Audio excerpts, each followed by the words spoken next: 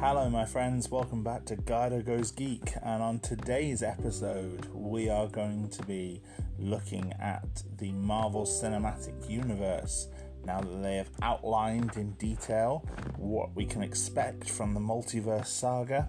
I'm going to look at Phase 4 so far and offer my own theories about where I think Phase 5 and 6 will go, as well as discussing all the news we have about all the new shows and films and what to expect from them. Please join me.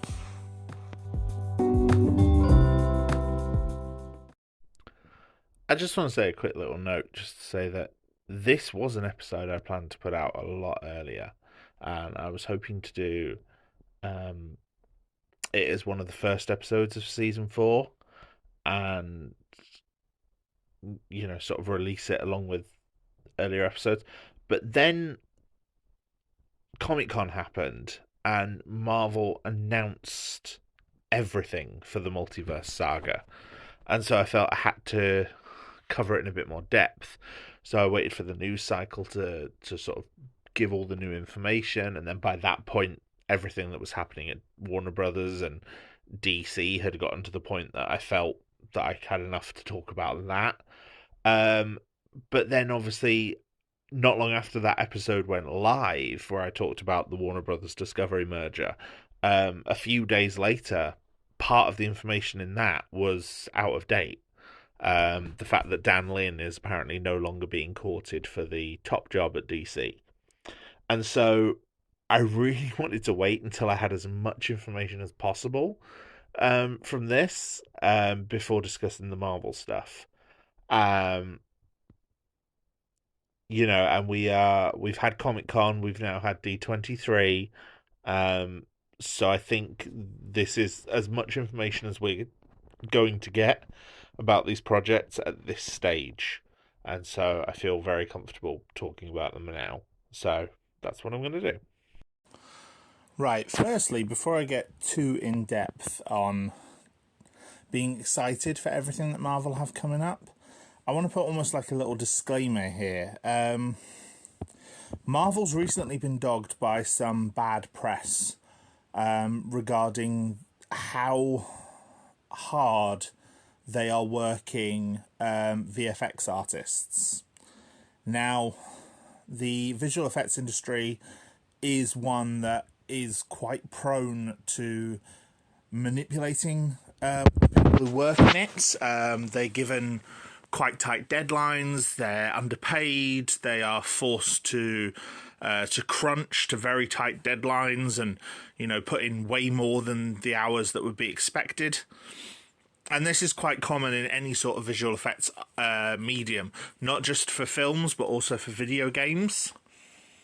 It's wrong. It is. I do not agree with it at all. I've spoken about how this was a thing even as far back as Lord of the Rings in a previous episode. They crunched quite hard on Lord of the Rings. A lot of them said they don't regret it, but I think with how standard a practice it has become in the industry, I think people should start looking at it. And Marvel Studios is a very big production house that makes a lot of projects that are all quite visually effects intensive. And their workload is not slowing down. In fact, if anything, it's increasing. Their workload over the last few years has showed that they are, whereas before Marvel used to have TV shows like Daredevil and Agents of S.H.I.E.L.D. that did have occasional bits of CGI in them, for the most part they were a lot cheaper to make than some of the films. The current crop of shows, WandaVision, Loki, Moon Knight, Miss Marvel, She-Hulk, they are on the same level as the Marvel Studios films. And so they are very, very visual effects intensive. And, there's a rush for these things to be done. The picture how they use multiple motion picture studios. If you sit through a Marvel film to get to the post-credit sequence, you see just how many people get credited for the visual effects on these things. And, you know, there's been a lot of pushback recently on some of their recent projects, most especially She-Hulk with the early release trailers, and Doctor Strange in the Multiverse of Madness, and even some elements of Thor Love and Thunder. The CGI is not up to par. That it's not up to the standard that people have come to expect from Marvel. And I've commented about how there's been some elements of, you know, almost unfinished CGI, even as far back as Black Panther and Avengers Infinity War. So, you know, and we know from the development of something like Infinity War that things are changed quite late on. Like, Hulk was supposed to appear in Avengers Infinity War. You know, he's supposed to rip out the Hulkbuster suit. He doesn't. And instead, Bruce stays in the Hulkbuster suit, and they decide to save Hulk for later. You know, people would have animated that Hulk sequence like it exists in sort of like a previs or almost finished state sometimes. You know, and the CGI work and the pre-production start on this stuff. You know, for Marvel to get something out consistently every few months, you're looking at this CGI work being done, you know, being started way before filming even starts. So then you have to change to match the characters and the actors and the way the scene's been done. And yeah, Marvel uses a lot of CGI work, and, you know, people are protesting about how Marvel is treating its visual effects artists, the studios that work for them. It's not so much how Marvel is treating them, it's how the people who own those studios are treating them. You know, Marvel will... The way visual effects in America work, you pay for a contract. You know, it's on the visual effects studio to deliver that contract to get paid. But the studio is able to request changes, request different things to be done, and then it's sort of on that visual effects artist to deliver it without necessarily being paid any more for it. And it's a huge shame. And it's becoming something that people are commenting on. Like, people in the industry are actually actively turning around and saying they don't want to work on Marvel projects again. You know, because they've had such a bad experience working on Marvel projects in the past. And then, of course, you add to that the pushback that the fans are giving, saying, "Oh, this CGI looks crap. It looks unfinished. It's awful," and it's all starting to pile up into a lot of bad press for Marvel. Some of it quite deserved, in my opinion. I do think, you know, these visual effects artists, they need unions, they need support to get better working conditions. But the leaked response is that Marvel are apparently going to make their own in-house visual effects studio. Now, I have mixed feelings about this. My first opinion is that if they're doing it to improve the quality of the visual effects and to improve the working conditions of the people who work on their visual effects, great. If they're doing it to silence the bad press or to cut down leaks, because that's another thing, a lot of stuff about Marvel that gets leaked is usually leaked by people working at these external places, at these visual effects studios. You know, if it's to cut down on things like leaks, then that's pretty shitty as far as I'm concerned. It's not great. You know, I don't want the... You know, are they starting a visual effects studio just to try and control the story, or are they doing it because they want to actually make things better? That's the question. There's no real answer on it yet. I don't think Marvel has officially said they're making a visual effects studio, but I think it is something that they are going to be looking forward, especially as these things continue moving forward. But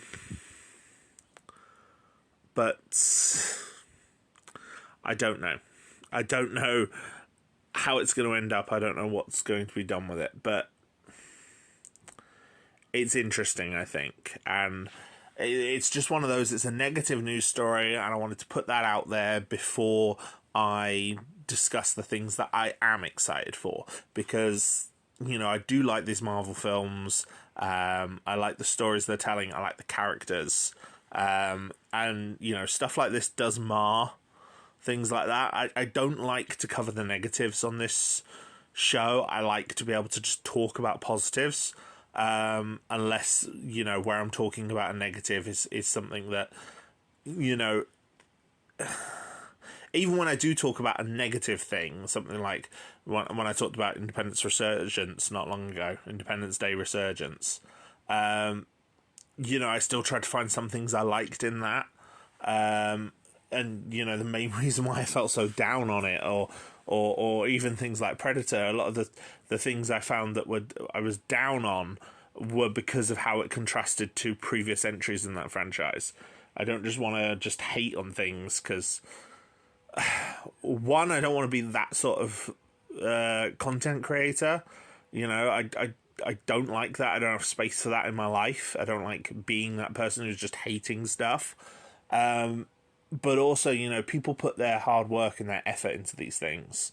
And that's very obvious with Marvel. People are putting, these visual effects artists are putting the best work they can in the time frames they've been given to get these things looking the way they do. Do they misstep sometimes? Yeah, maybe. But I don't think it's terrible. But yeah, so that's my 2 cents on that story before we get into the fun stuff, because it is, like I said, it does kind of mar everything, so I wanted to just put a disclaimer front and centre and just talk about it. But yeah, now let's talk about the Marvel projects. Now, MCU Phase 4, I have discussed elements of it in previous episodes. I did my update last year where I looked at how Phase 4 was looking so far. At that point, there were only 4 projects that had been released, which were WandaVision, Falcon and the Winter Soldier, Black Widow, and Loki. Loki had just wrapped at the time I put that out. I did kind of like on-the-go episode reviews for What If up until a certain point. Throughout season 2, I've touched on Eternals. I kind of covered Eternals when I did that huge episode on them last season. Not last season, season 2. And obviously I touched on Spider-Man earlier this year, both the previous 2 films, but especially No From Home as well. No Way Home, mixing Far From Home and No Way Home in my head when I'm saying that. Surprised I didn't say No From Homecoming. So I've already kind of touched on those things. There are still other elements that have been released in the past year that I haven't touched. So that's what I kind of want to look at here. So if you want my thoughts on those other things, if you've already listened to previous episodes of the podcast, you've probably already heard them. But generally, I thought they were all pretty good. There were no things I really hated. There were some things I liked way more than others, and some things I was really interested in what they can mean for the future of this universe. But nothing where I was really kind of, that sucked. Looking ahead, though, one of the biggest things that I didn't discuss last year was Shang-Chi and the Legend of the Ten Rings.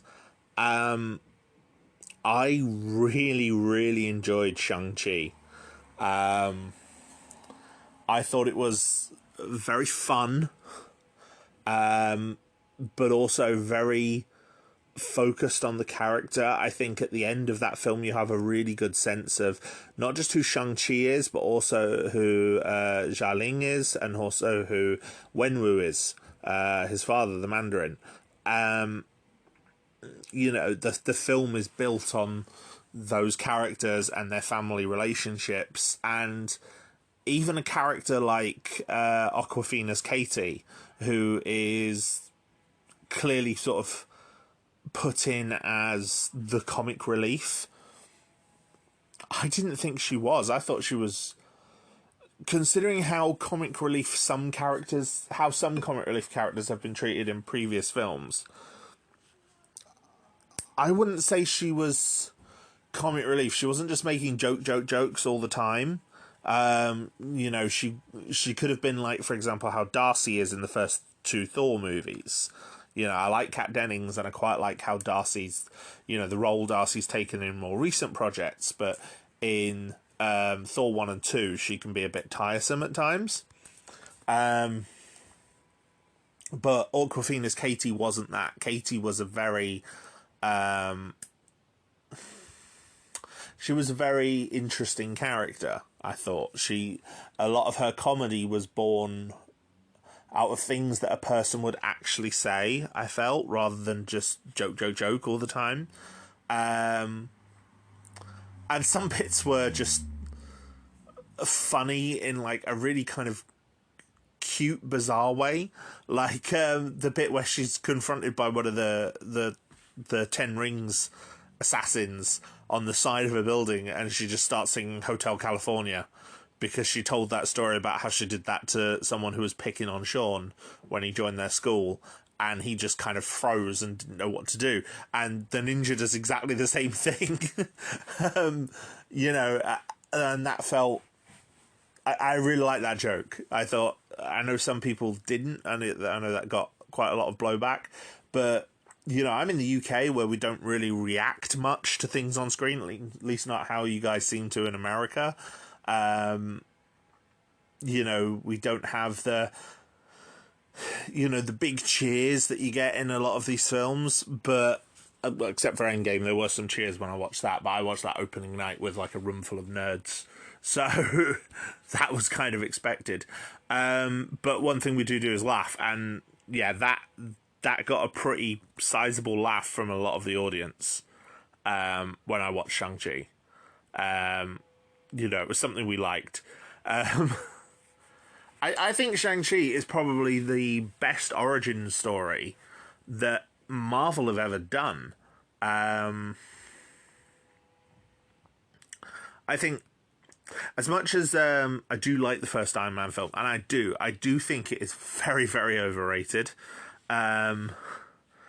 It's not the top of my rewatch list like it is for a lot of other people. A lot of people have it quite high in their list of like favorite MCU films.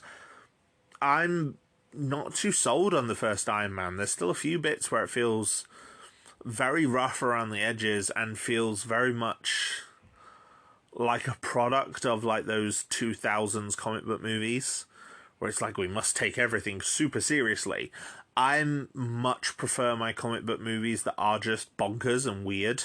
It's one of the main reasons why I love the first Avengers so much, and really like, for example, James Gunn's Suicide Squad and Guardians of the Galaxy. You know, things that are just a bit more bizarre and just taking some of the weirdness that exists in comic books and putting it on the big screen, and, you know, not trying to rationalize it, not trying to make it all make sense and be sensible, and just going, no, this is weird and it's really fun. You know, and for me, Shang-Chi did that. Shang-Chi took a character who is, you know, he's Shang-Chi, master of Kung Fu. Like a guy who Kung Fu's real good. That's his whole thing. He has no superpowers. If you know, in the comics, he is just a guy who Kung Fu's real good. And taking that and turning him into a character with this immortal father who's possessed by, you know, who is also the Mandarin. You know, the Mandarin in the comics is this guy who has 10 magical rings, each of which is like they're all alien technology, and each of them has like a different power. But what this did was took the Mandarin and said, no, he has the 10 rings, but they don't have their own different powers. They're capable of doing different things according to the wielder. And I don't know, I just thought the change to the 10 rings, the change to the Mandarin, the change to Shang-Chi and what it meant for them all, it really worked for me. It really did. You know, I've gone back and watched Shang-Chi a couple of times since. You know, some things are just bonkers in it, like Razor Fist. Guy who turns up and has like a white hot blade on the end of his arm, and you know, fights a guy in a bus, but kind of cuts the bus apart while they're doing it. It's silly, and I love it. And yeah, and I think the character stuff, some of the quieter character beats, like the scene where they're all sat down eating dinner, was very, very good. I also quite liked seeing the return of Trevor Slattery, Ben Kingsley as Trevor Slattery. That is a character I really enjoyed in Iron Man 3. I know a load of people were really pissed off with the Mandarin reveal in that. Personally, I loved it. I thought it was amazing, and I thought that Ben Kingsley was the right person to play a character like that. And having him come in and find out that he's just been acting almost as Wenwu's court jester for the past however many years, 10 years probably, since you know, All Hail the King. Yeah, it was interesting. I like that. I wish it kind of touched a bit more on Raza's 10 rings that we saw in Iron Man 1, and sort of touched on them a bit, as well as how Guy Pearce appropriated the 10 rings logo in Iron Man 3. But at the same time, I am also glad that it wasn't beholden by this previous continuity. Like, I can make up my own things as to what Wenwu's reaction was to all of that and what he did with it. I know a lot of people decried the fact that the ending became this massive CGI fest between the two, you know, the Dweller in the Darkness and the Dragon Spirit. I quite liked it. I like me some big kaiju fights anyway. I'm a big fan of like Godzilla and things like that. So for me it worked, especially because Wenwu wasn't really the villain in the same way. You know, he wasn't the main villain of the film. I wish... My one criticism, I would have had Wenwu be more of an active participant in that final battle. Like, have him try and redeem himself by saving his children, rather than just die at the start of the battle. But that's a different thing. But yeah, I thought it was good. I thought the action scenes were good. I thought the fighting scenes were pretty slick. You know, elements of that sort of, you know, Hong Kong style action, with the longer takes and more elaborate sequences. But yeah, it was a good start, and I'd like to see more of this character going forward. There's a rumour that Shang-Chi 2 is coming. It's not confirmed yet. I'm kind of hoping we get it in this saga still, especially because, if nothing else, that tease about the 10 rings sending a signal. You know, I, like many other people, sort of speculated that the 10 rings might have a link to the Eternals. So, yeah, it'd be interesting to see if that's the case. The other big thing I haven't touched yet from last year, before I move on to the 2022 projects, is Hawkeye. Hawkeye was one I was really excited for. The trailers made it look very die-hard in some respects. You know, it was set at Christmas, and it was, you know, Clint and Kate dealing with criminals and stuff. I liked it. I thought it was a lot of fun. There were elements of it that I felt were very much sort of inspired by, you know, Agents of S.H.I.E.L.D. or some of the more Netflix elements, but in a way that was more kid-friendly still. Like, it wasn't dark in the same way that something like Daredevil or Jessica Jones was, but it had elements that were fun. Like the bit where they're you know, Clint teaches her how to flick a coin, to get the perfect aim. Kate was a great new character. I thought she was very charismatic, very interesting. I thought tying her to, her backstory to the Battle of New York was great. One of the biggest main elements in this franchise. I like that she was just sort of inspired by Hawkeye. And Clint also getting some much needed character development, like seeing him with his hearing aid, which was a nice touch, because for those who don't know, Clint in the comics is deaf. I think it's a more recent thing that it's been a more recent thing that's been explored. I don't know. He might have been deaf pre-90s as well. It sort of went away for a bit after Heroes Reborn because comics are weird. But yeah, his deafness has come back, and it was something that obviously a lot of people wanted to see explored in the MCU version of the character, and I think it was. I think it was done pretty well. Not quite to the same level of how Daredevil's blindness is presented in that show, but still very good. He was shown that he was learning to sign, and that he wasn't quite good with it, and some of his family were trying to reinforce it by signing back to him. It was good. It was a nice touch, and it was nice to see him get some development. I mean, this is the first Hawkeye project we've had. He's not had a film to himself. Black Widow's film came after she died, and it was probably too little too late. But Hawkeye hasn't had a film at all.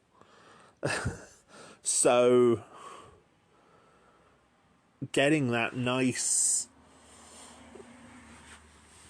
something to sort of not conclude his storyline, but kind of to show things was good, and that it touched on his time as Ronin, and I really liked that his wife Laura knew about his time as Ronin, and like Clint had obviously told her, and she accepted it, and I love that. I'm all for more positive romantic depictions where it's like, they're married. He went through a dark place and killed a lot of people, but he told her, and she stands by him.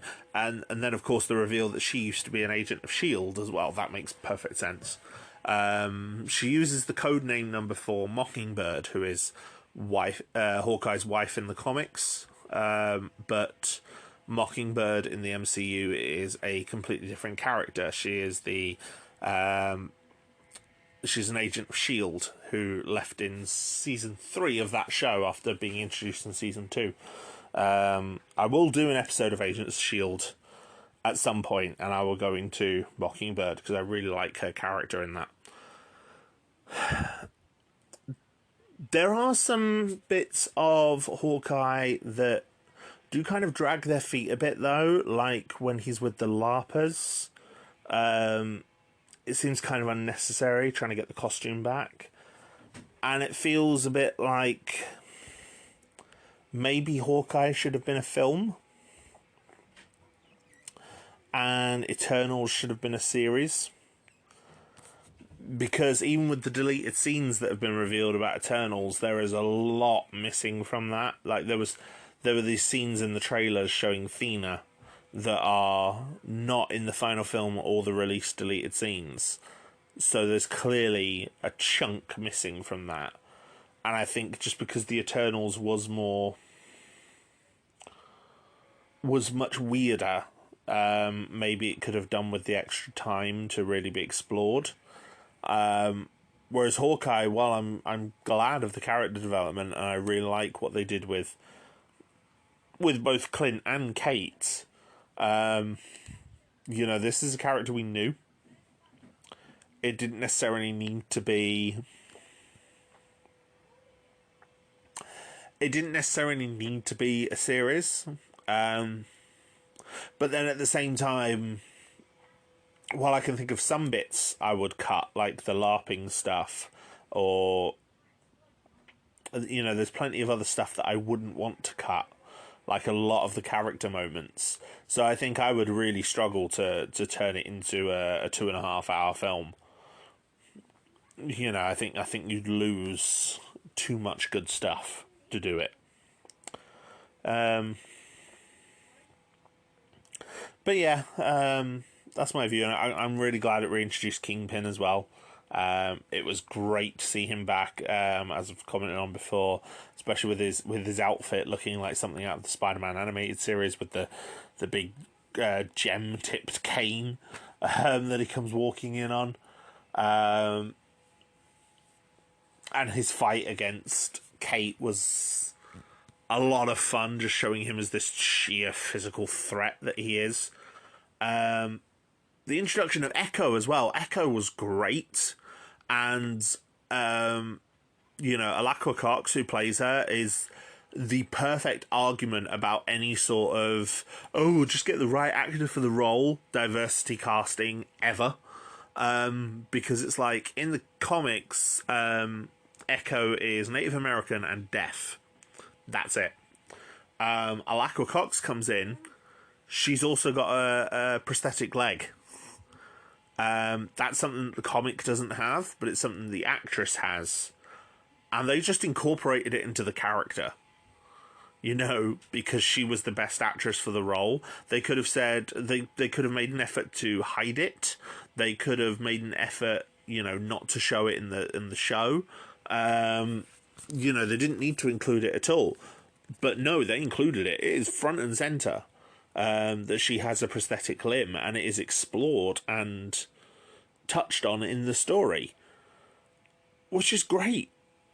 So yeah, you've got an actor who meets all the criteria of the role and more, and they've, you know, has this whole other thing that they can bring to the character, and, you know, the MCU people have just gone, yeah, okay, we like that, we'll keep that, and we'll include it, and we'll make it a thing. And Echo is now going to be getting a series, exploring her in a bit more depth, which is an unusual one, but actually at the same time is something I'm quite interested in, and I'd like to see more of this character. At first I didn't, but yeah, it'd be nice to see more of her. Also, Yelena came back from Black Widow, and she was brilliant. Her scenes with Kate had me on the floor laughing, while at the same time some bits just being so clever. Like her first scene where she breaks into Kate's house and she's constantly calling her Kate Bishop, and it's echoing just how much she knows about Kate and how on the back foot Kate is. Really like that. It made Yelena threatening, and also her backstory of like freeing different widows and seeing from her perspective the snap. Oh, that was fantastic. Like, seeing from her perspective as, like, she gets snapped and the world kind of changes around her as she comes back. That was incredible. I mean, we've seen the snap from a couple of different perspectives, but from that perspective of someone who was snapped and then came back, that was very interesting. The closest we got up until then was Monica in WandaVision, where we just see her return. We didn't see what she saw beforehand, because she was asleep. She woke up, she woke up from sleep. Whereas Yelena, she was washing her hands. So, you know, the water starts disappearing through her hands, and then the room just starts changing around her. And all of a sudden, it's 5 years later. That was very, very clever. I really enjoyed that. But yeah, it was great to see Yelena again, and see that scene at the end of Black Widow kind of paid off. I also really liked the Tracksuit Mafia. I thought they were a lot of fun. see, I said, there's actually quite a lot to speak about from this show. I really enjoyed the Tracksuit Mafia. I thought they were brought over quite closely to how they are in the comics. The whole sort of trust a bro removal service was great. I love that. Just a nice little touch of world building, and trust a bro. It's like, yeah, that's brilliant. One guy sort of asking Kate for relationship advice as well. That was so much fun. It also made me think of Amazing Spider-Man 2, weirdly. In Amazing Spider-Man 2, I can't remember if I mentioned this in my Spider-Man review, but the character of Alexei, who's meant to be the Rhino in Amazing Spider-Man 2, he's wearing a tracksuit, and he acts like this standard sort of Eastern European gangster. He's basically a tracksuit bro. His characterization if you watch that film and then watch or just watch his scenes in it and then watch the Tracksuit Mafia in Hawkeye, he's basically one of the tracksuit Draculas. He's one of the Tracksuit Mafia, and that was all of a sudden when I watched the Hawkeye series, it clicked what Rhino was trying to be in Amazing Spider-Man 2, and it turned a character that felt up until now a bit bizarre and a bit weird into a character that I now sort of understood, and it kind of clicked for me what they were trying to do with that character. So yeah, I really enjoyed it. I just thought there was a lot of fun stuff in Hawkeye. So yeah, and that's my view on the 2021 projects. Let's talk about the 2022 projects. So this year was the year that people really started to suggest that the Marvel bubble was bursting. Now, personally, I think that's a lie anyway. I don't think fatigue is as much of a thing in audiences as the Hollywood press likes to make out it is, especially superhero fatigue, but you could say it with a lot of other fatigues that people say are going to set in. I remember there was talk of a fantasy fatigue not long after Game of Thrones Season 8, where it had that disastrous wrap-up, and you'd had the Hobbit movies not long beforehand. But then in recent months, we've had Rings of Power and House of the Dragon, both of which are two of the most talked about new shows to have launched in recent years. So yeah, even when there was real, genuine superhero movie fatigue, it lasted a year. And it was 1997. It was 1997 after Batman and Robin came out and launched disastrously that everyone kind of said, oh no, superhero movies are on the way out. And then Blade came out a year later. And, during this whole time, during most of the 90s, Spider-Man, X-Men, Hulk, they were all in various stages of development, along with Iron Man, Superman, Batman, a whole load of other different films. And Batman and Robin made people go, oh no, the superhero movie is dead. And then Blade came out. And then X-Men came out. So, superhero movie fatigue isn't a thing. The only other time you can kind of say superhero movie fatigue was a thing was 2007, and then Iron Man came out the next year along with The Dark Knight, both of which are two of the biggest comic book movies ever made in terms of impact and cultural reception and critical reception. So yeah, superhero movie fatigue isn't a thing. I will agree though, Phase 4 up until fairly recently was starting to feel very bloated. and there was no end in sight for it. We didn't know where any of this was going. And it's not helped by the fact that the projects we have had released this year have been very disparate. We had the television series Moon Knight, which was great. I really enjoyed it. And, it focuses on... I was going to say Mark Spector, but it doesn't even focus on him at first. It focuses on Stephen Grant, who is an identity of Mark Spector's. And in fact, he's more of a central character than Mark is for a lot of the runtime. Who is the avatar of the Egyptian god Khonshu, which, by the way, I love the fact that they introduced the weirdness of the Egyptian gods. Like, the Norse gods were already established in the MCU, but Norse gods are aliens. They're heroes. They have powers, but they're not gods, necessarily. Although Love and Thunder introduces some whole ideas of sort of the worship is what gives gods their power. Which suggests that because the Norse gods were being worshipped, they became the gods of myth. And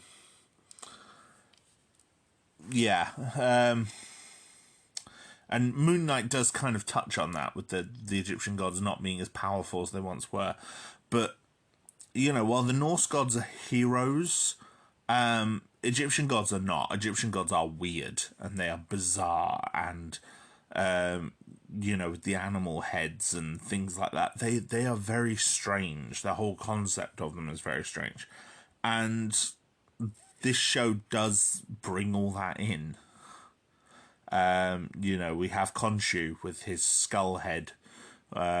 We have Taweret, who is an Egyptian fertility goddess with the head of a hippo.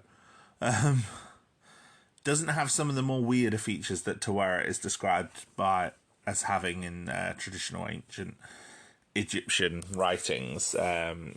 She's also meant to have the body of a crocodile and the paws of a lion, but she doesn't really have that. She's pretty much a hippo goddess in this. But yeah, I thought it was good. I was unsure where it's going for now. I really hope it gets to season 2, because we have no word yet on where, if anywhere, Moon Knight is going to be featured after this. But there were a lot of good ideas. I thought Oscar Isaac did a brilliant job playing the two roles of Stephen and Mark. They both felt like very different, very realised characters, and there were some great story beats for them both. And the ways they both used the Moon Knight powers were very interesting. Like, they have two different costumed identities. There is Moon Knight, and then there is Mr. Knight. And yeah, I really like that. I also really liked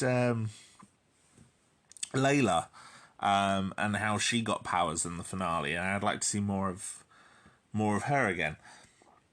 The only thing I was a bit unsure about is, and this is something a lot of people criticised it for, is the ending episode became a very big knockdown, drag out CGI finale. And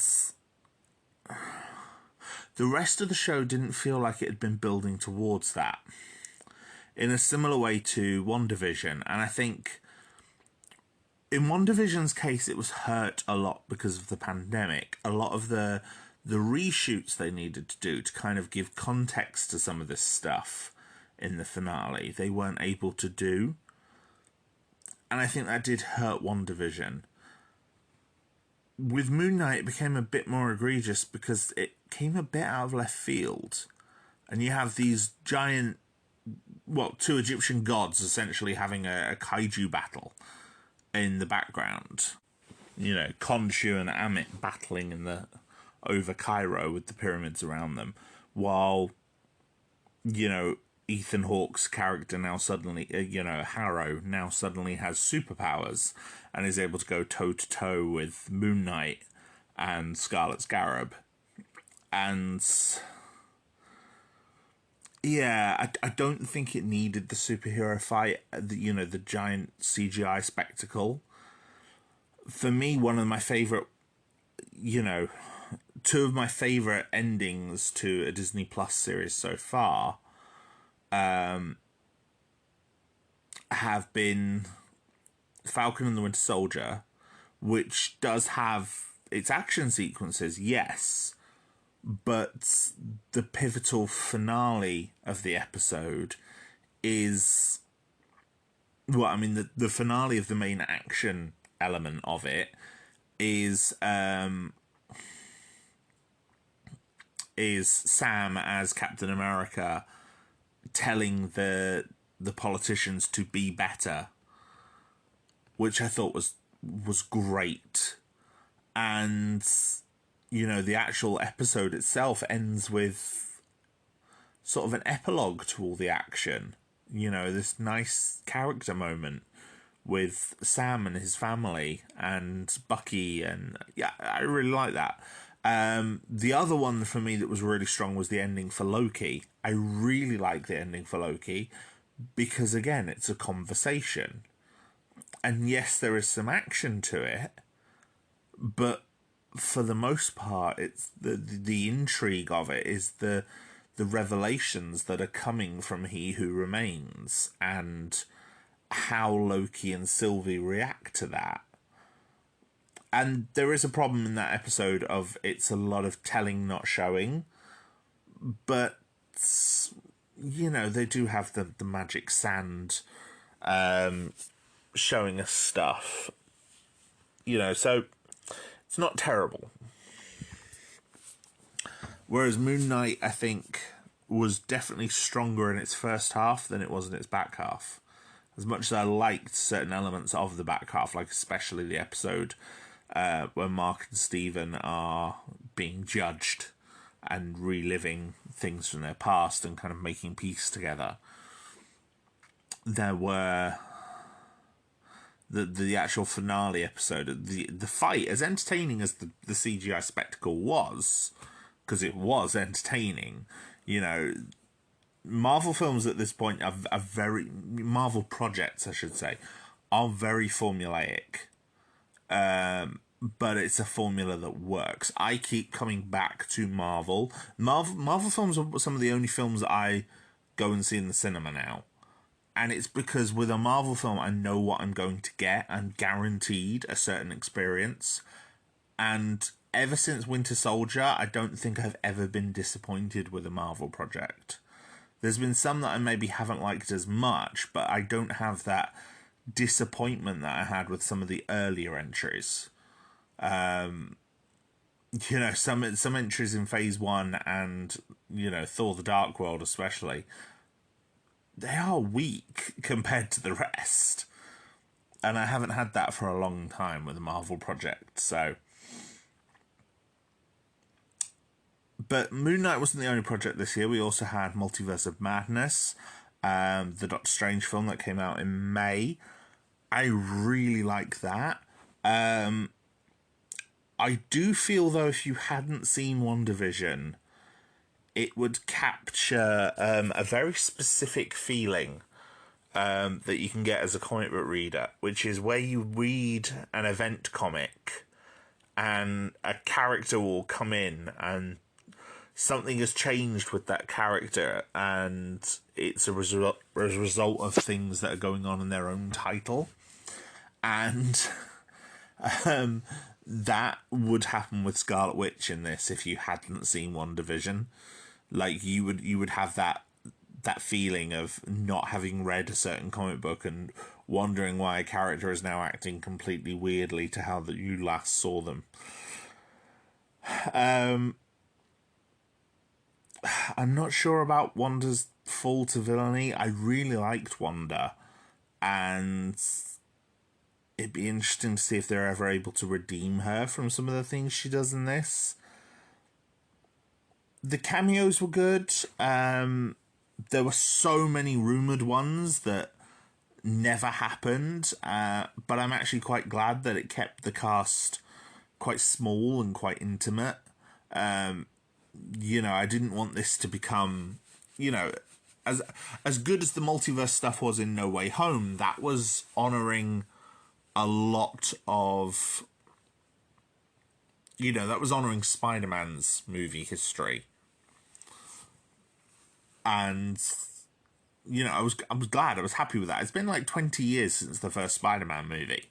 So honouring all of that was kind of cool. This year it's 20 years since Spider-Man and 10 years since The Amazing Spider-Man. So having No Way Home kind of honouring those while also finishing Tom Holland's journey, yeah, great. But Doctor Strange Multiverse of Madness, while a great horror film, like there are some really horrifying visuals in here.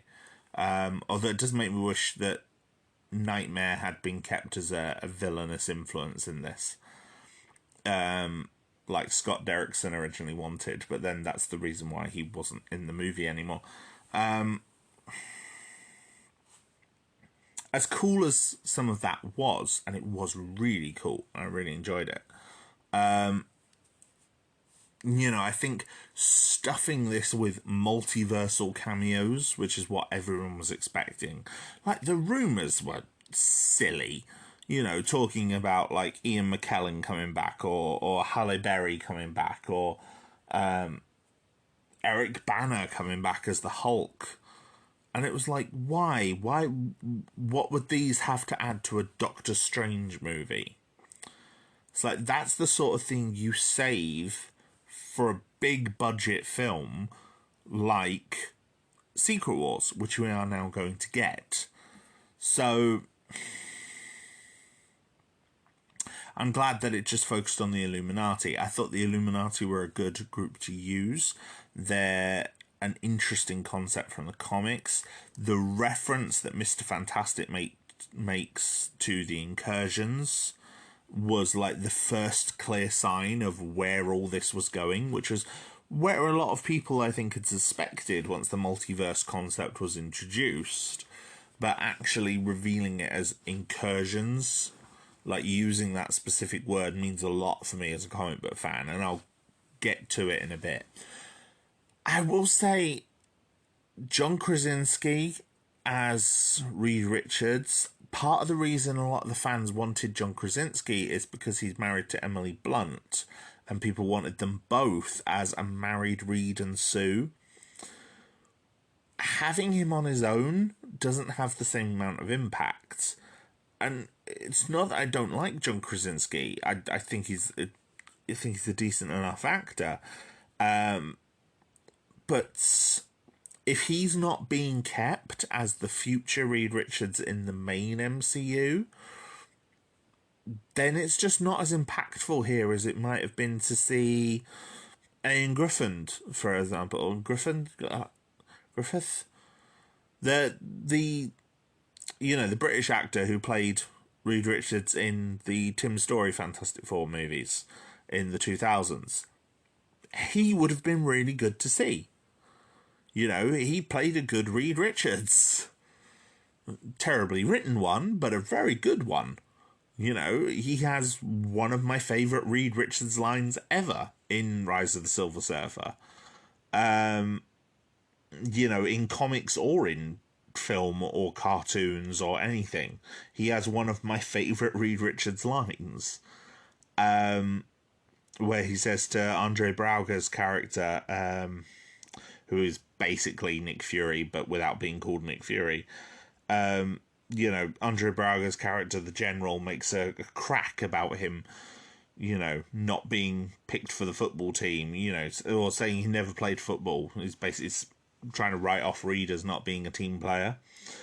And Reed says, you're right, I didn't play football. I studied hard like a good little nerd. And now, 20 years later, the captain of the football team is coming to me, asking me for help. And it's like, that is a great Reed Richards line, and is a really savage put down. So seeing him get that kind of redemption in the MCU with a nice little cameo would have been great. It was good to see Anson Mount back as Black Bolt, and a much more accurate Black Bolt, and I really hope we get more of that. Inhumans I haven't reviewed here on this podcast. I did do a written review for it on Reddit when I watched all of or as much of the MCU as I could in the lead up to Endgame, and I didn't hate the Inhumans. I didn't, and I quite liked Anson Mount as Black Bolt. So I'd like to see more of him. And I don't think that Marvel would bring him in and spend all this money redoing his suit and his visual effects for one quick cameo, as good as it was. So, you know, I mean, Anson Mount's on a bit of a revival after his work on Star Trek, so yeah, it could be good to see him come back. There was a really good sequence with a musical battle between the two strangers as well. That was a lot of fun. Like, fighting with the musical notes. That was a very creative sequence. Both orally. That sounds like mouth stuff. Yeah, either way, it had tremendous sound design and a really good visual design. I really enjoyed that.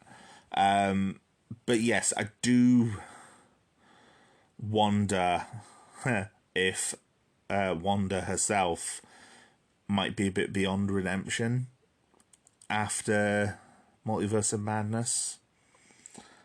And perhaps Stranger's as well. Stranger's quite tainted by the end of it.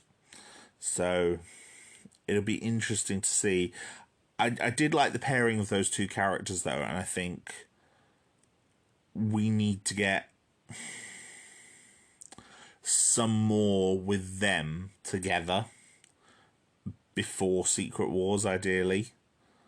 Because I get the feeling for this Multiverse Saga, Strange and Wanda are going to be very important. But we'll see. Miss Marvel was the second Disney Plus series that released this year. I freaking love Miss Marvel. It is one of my favourite MCU shows ever. Like, I think it's up there with the Netflix stuff as being some of my favourite, despite being so different tonally, but I think that's why it worked. Iman Vellani is brilliantly cast as Kamala. She basically is Kamala. She is oozing that character from every pore while acting it, and it's her first acting role, which is insane. You know, she clearly loves this character that much that she's put that... Oh, it's so good. It's so good. I really enjoyed it. I do think the villains in it were terrible, by which I mean the clandestine. They were really weak villains. I get where they were coming from and where their anger came from, but their villain turn happened way too quickly and way too easily, and you know, they're dealt with really quickly as well.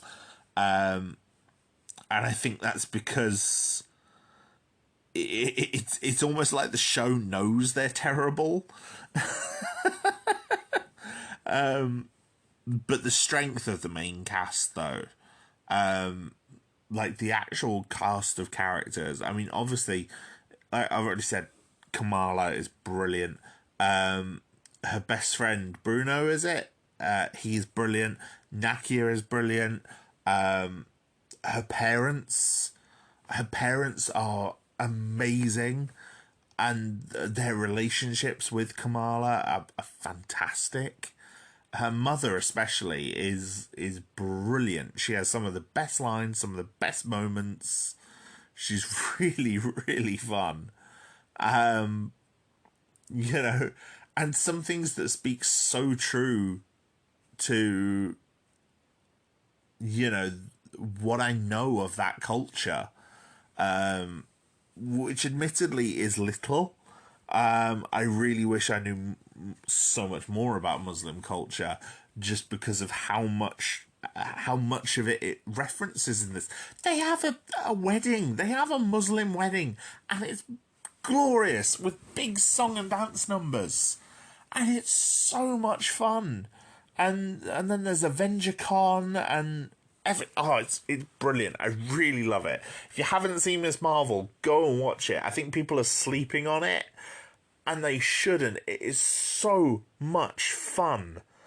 And even visually, it's really creative. Like there's scenes where Kamala is drawing or like daydreaming, and stuff starts happening on walls, and it works so well. AvengerCon itself in the first episode, that was just a brilliant piece of world building that I really enjoyed. I love the world building in these movies. It's subtle, but it is there, and it's really starting to show that this is a world where superhumans live, and it is starting to change it. And it's something that the Marvel comics themselves have touched on every so often, but they don't touch on it very often. But when they do, it's really good, and it leads to some very good stories. And certain characters touch on it a lot more, like Spider-Man and She-Hulk and Miss Marvel. And so it makes sense that those are the films so far, and those are the projects that have really touched on this. But yeah, I thought this was a lot of fun, and it's a really good argument for having diverse voices in the creative room, because I think every screenwriter and director involved in the show was Muslim, and it really shows, because like I said, there's so many of the Muslim elements. There's the history of the partition of Pakistan, which I didn't even know about. I've studied a lot of history, and it was just kind of one of those things that was barely even mentioned. I'm British as well. I grew up in London. I've known a lot of Indian and Pakistani people throughout my life, and it's, I've not heard a partition story. And the partition story we get in episode 5 is, it's tragic, but it's also beautiful at times. And Miss Marvel, I think, might actually have my favourite finale in one of these shows ever. Because you end up with the kids fighting the Department of Damage Control. And it's so much more engaging than a lot of the other shows, the finales that we've had, to me anyway. Yes, there are a lot of flashy CGI sequences in it, but there's also things like where they lay traps throughout the school to fight armed soldiers, and it works. And it's dumb, but it's great, and all the Muslim touches are so well done. There's so many that are just little touches, but really good attention to detail. Like, Nakia wears a headscarf. I forget the correct type of headscarf. I do know the differences between all of them, but I can't remember which one it is she wears. And it's gonna bother me.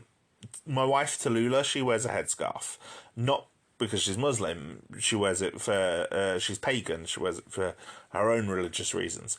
But so she's taught me about all these different headscarves and what their religious significance is from her own research that she's done.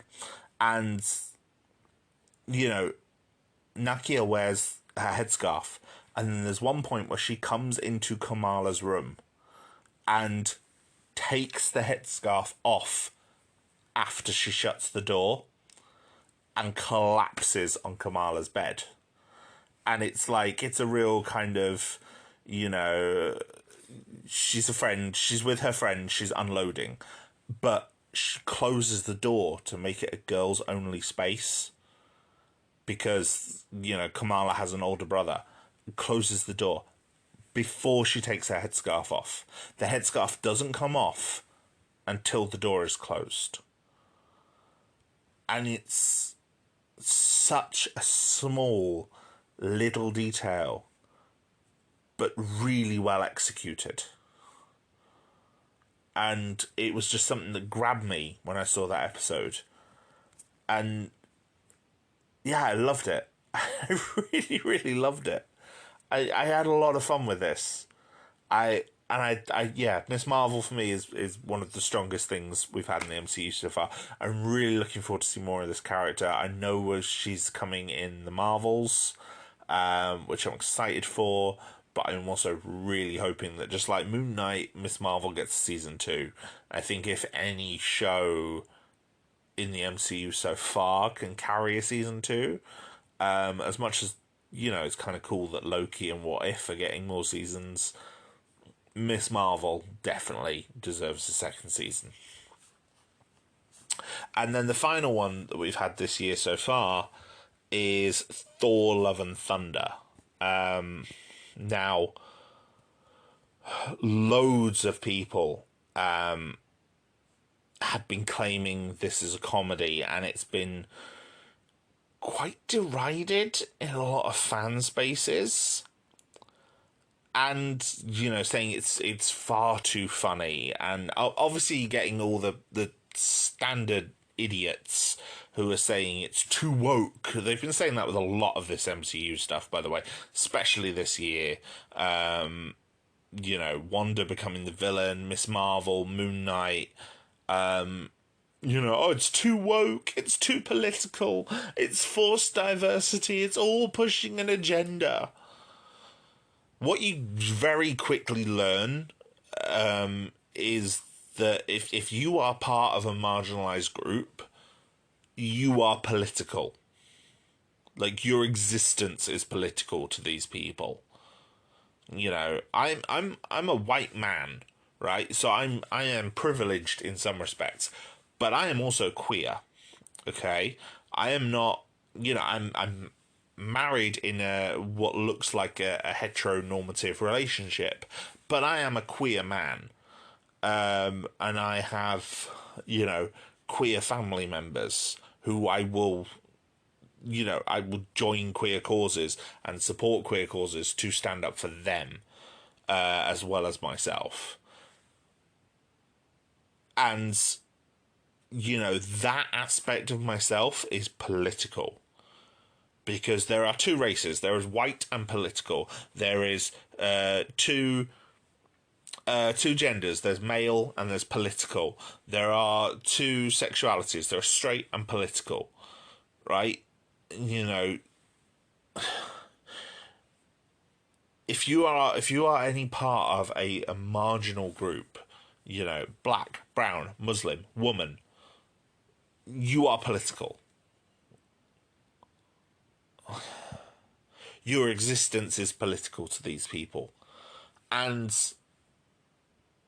they're idiots. Every single one of them is an idiot and a bigot and not someone worth debating or devoting attention to, but they are so vocal that it grinds you down. And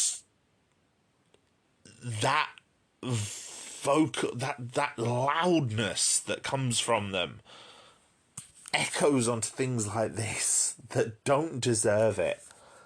Thor Love and Thunder, do I think it's better than Ragnarok? No. I think I'd probably choose to watch Ragnarok over Love and Thunder. Do I think it's as bad as a lot of people on the internet are making out? No. Do I think the problems with it are because of any sort of wokeness or agenda pushing. Are you freaking kidding me? No, of course not. This film is solid. It's really good. Like, there is a lot of good moments in it. And I found it less obviously funny than I found Ragnarok. There are definite jokes in it. Thor gets given 2 goats which scream constantly. And it's like, but that becomes like, it's obnoxious for one scene, and then it's used for comedy purposes later on to like punctuate scenes, rather than being a constant thing. But it nearly always works for me. It gets a laugh out of me. I mean, obviously comedy is subjective. Maybe I'm just really responding to the comedy in this. But I also think this film is a really good emotional story. It brings back Natalie Portman as Jane Foster, but gives her something to do, and makes the relationship between her and Thor feel more believable than it ever did in the first 2 movies. Like, in Thor 1, their chemistry, for me, comes out of nowhere. It's like, she can't stand him 1 minute, and then he delivers some flirty, pithy line, and all of a sudden she's fawning over him. I hate it. Really annoys me. And then they try and build it up in Thor: The Dark World into this real attraction. And it doesn't really work. It really doesn't work. But Love and Thunder, I bought it for the first time. And I really, really bought it that Thor actually really cares for her. And she's caring for him. And yeah, I liked it. I thought it was great. I thought Jane as Mighty Thor was great. I like how heavily it borrows from the Jason Aaron run in the comics recently, because Thor as a character in the comics, I've struggled with a lot of the Thor comics over the years. There are some that are just... And I've read a lot of them. Like, I've really tried with a lot of Thor runs. I've read J. Michael Straczynski's run. I've read Dan Jurgens' run. I've read a lot of his appearances on Avengers by a whole multitude of different writers. I've even read some of the Walt Simonson run. And I really struggle with Thor. I don't know why, because on paper, I really like the character. When he's part of the Avengers, I really enjoy him. Maybe it's just to me that, a lot of his stories in his solo titles seem to be missing the fun factor that we get when he's part of the ensemble. And the MCU, I think, has repaired that for me in a lot of ways, because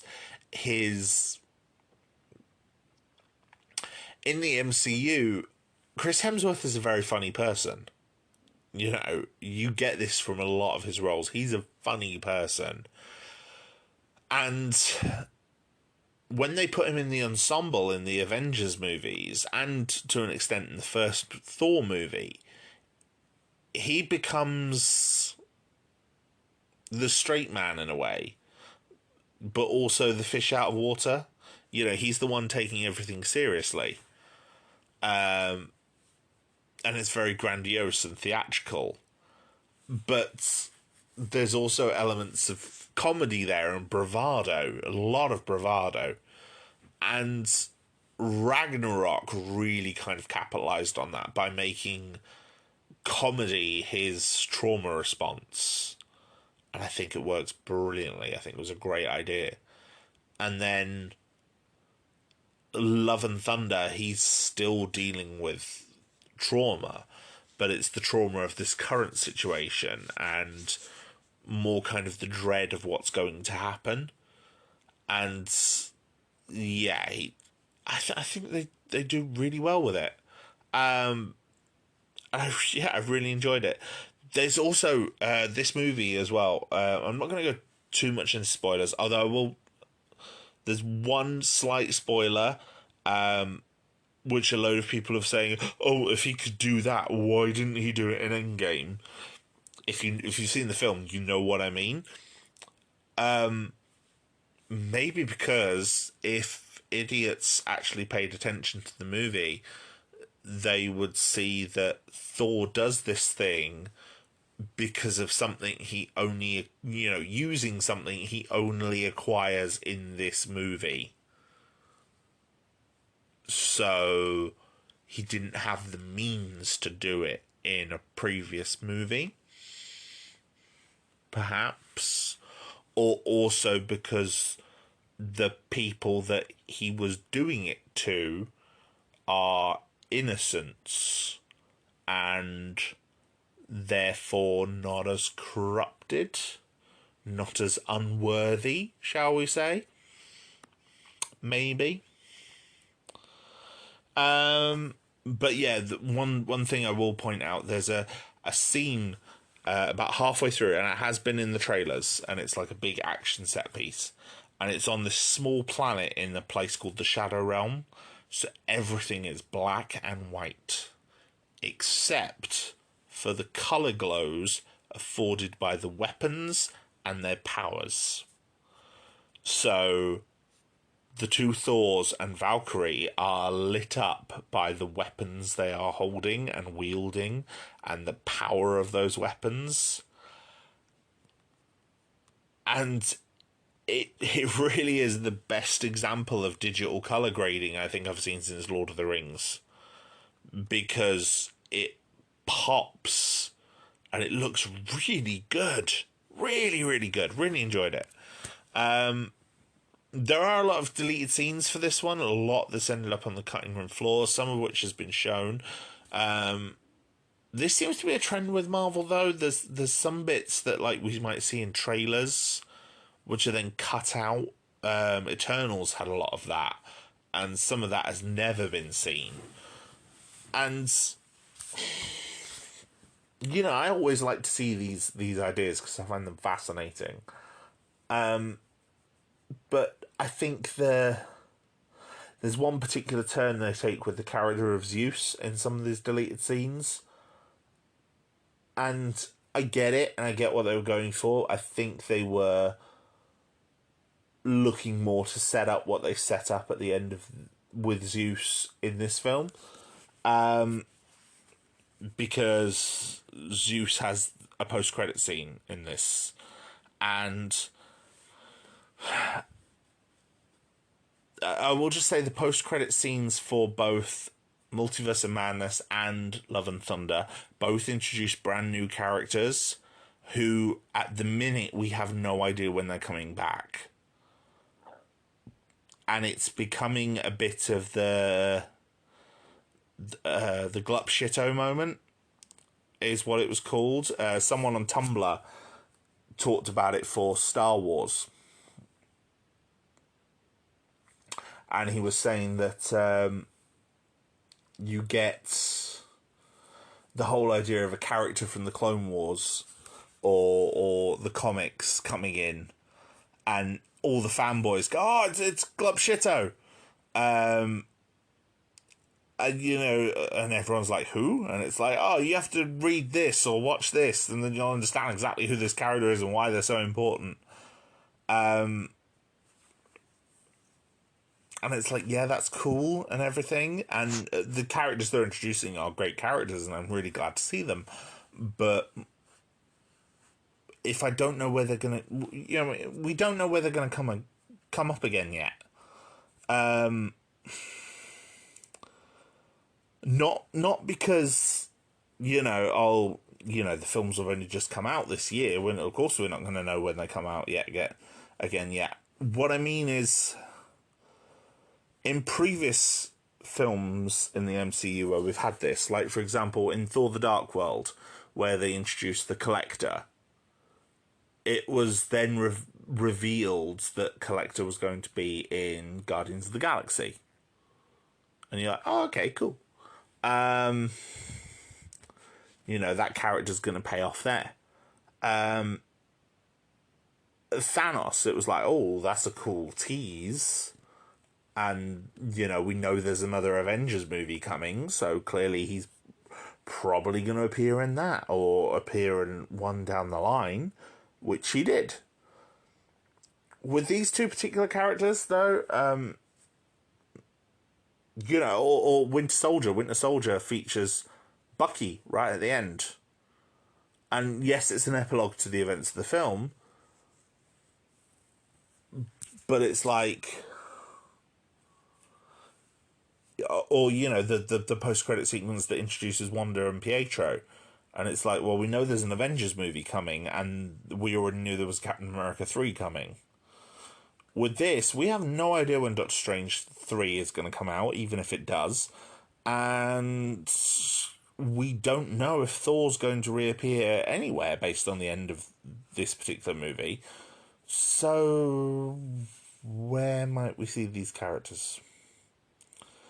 And I think because while Marvel is producing more and more projects, which is probably what's causing a lot of their VFX issues, producing more and more projects also means there's more and more time between projects. It's like Guardians 1 and 2 are 3 years apart.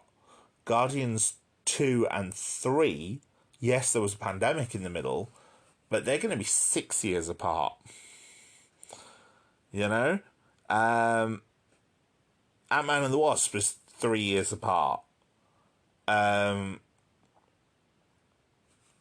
and the Wasp and Quantumania are going to be 6 years apart again as well, I think.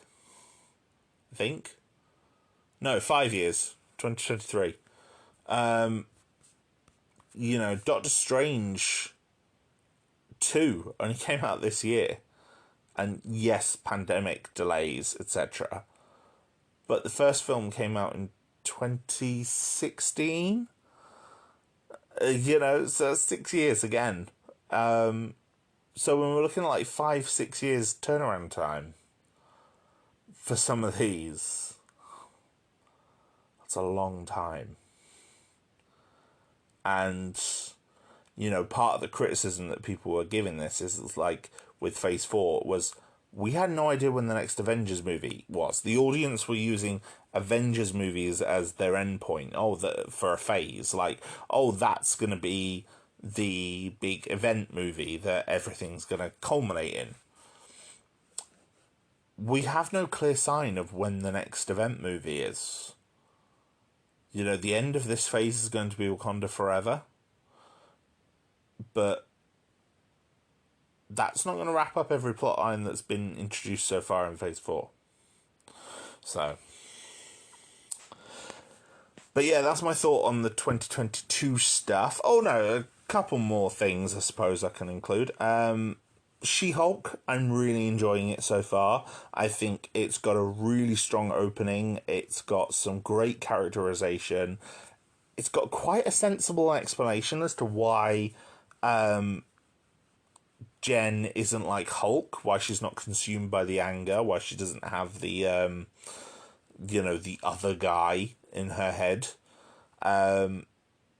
Although, again, a load of people are like, oh, women empowerment, SJWs. And I'm like, no, speak to any woman you know. I'm assuming these people know actual human women. It's brought back the Abomination. This is all to do. By the way, if no one knows this, the rights for Hulk have been tied up at Universal for years. So characters like the Abomination, She-Hulk, and Namor as well couldn't be used for a long time. That expired like last year before, and they reverted back to Marvel. This is why we're now getting She-Hulk. It's why we're now getting the Abomination, because Abomination appeared in Shang-Chi. and is also appearing in this. Also, I did see a good fan theory where someone said, what if Abomination only appeared in Shang-Chi because they could use the larger budget from a film to redesign him? And that struck a chord with me, because I was like, oh, yeah, that makes sense. So far, he's only been in a couple of episodes. I think he's going to be in it more, though, because he's in the mid-season trailer. And there's still a lot of scenes of him from the original trailers that haven't been shown yet. So, it'd be good to see him. I really liked Titania. Jamila Jamil is doing a brilliant job as that character. It's a very different take to the one in the comics, but I love it. I kind of genuinely hope Abomination has reformed. Because he does seem quite hurt by what he was put through, but I would understand if he isn't. One of the big things people have criticised with this is the CGI, again, but I am more than willing to accept the trade-off of some slightly ropey-looking CGI for She-Hulk, purely because the facial animations they have for Jen and Bruce in their Hulk forms are phenomenal. They are spot on. They feel like you're actually looking at the actors performing. They're clearly using the same sort of motion, real-time motion capture rig that they used for Josh Brolin as Thanos and in Infinity War, and it really works. It's working for me, and I'm liking it. I think it's a great inclusion. For the rest of Phase 4, though, we've had 2 trailers. We're getting the Werewolf by Night special, which is this really sudden and surprising addition. This was it was rumoured for ages, but it was only revealed at like D23, and the trailer looks really good. It's all black and white, and it's got like film grain effects, and there's one point where the film actually burns after sticking, and it reminds me of the trailers that came out for the Grindhouse films by Tarantino and Robert Rodriguez a few years ago. I say a few years ago, it's probably about 15 to 20 years ago now.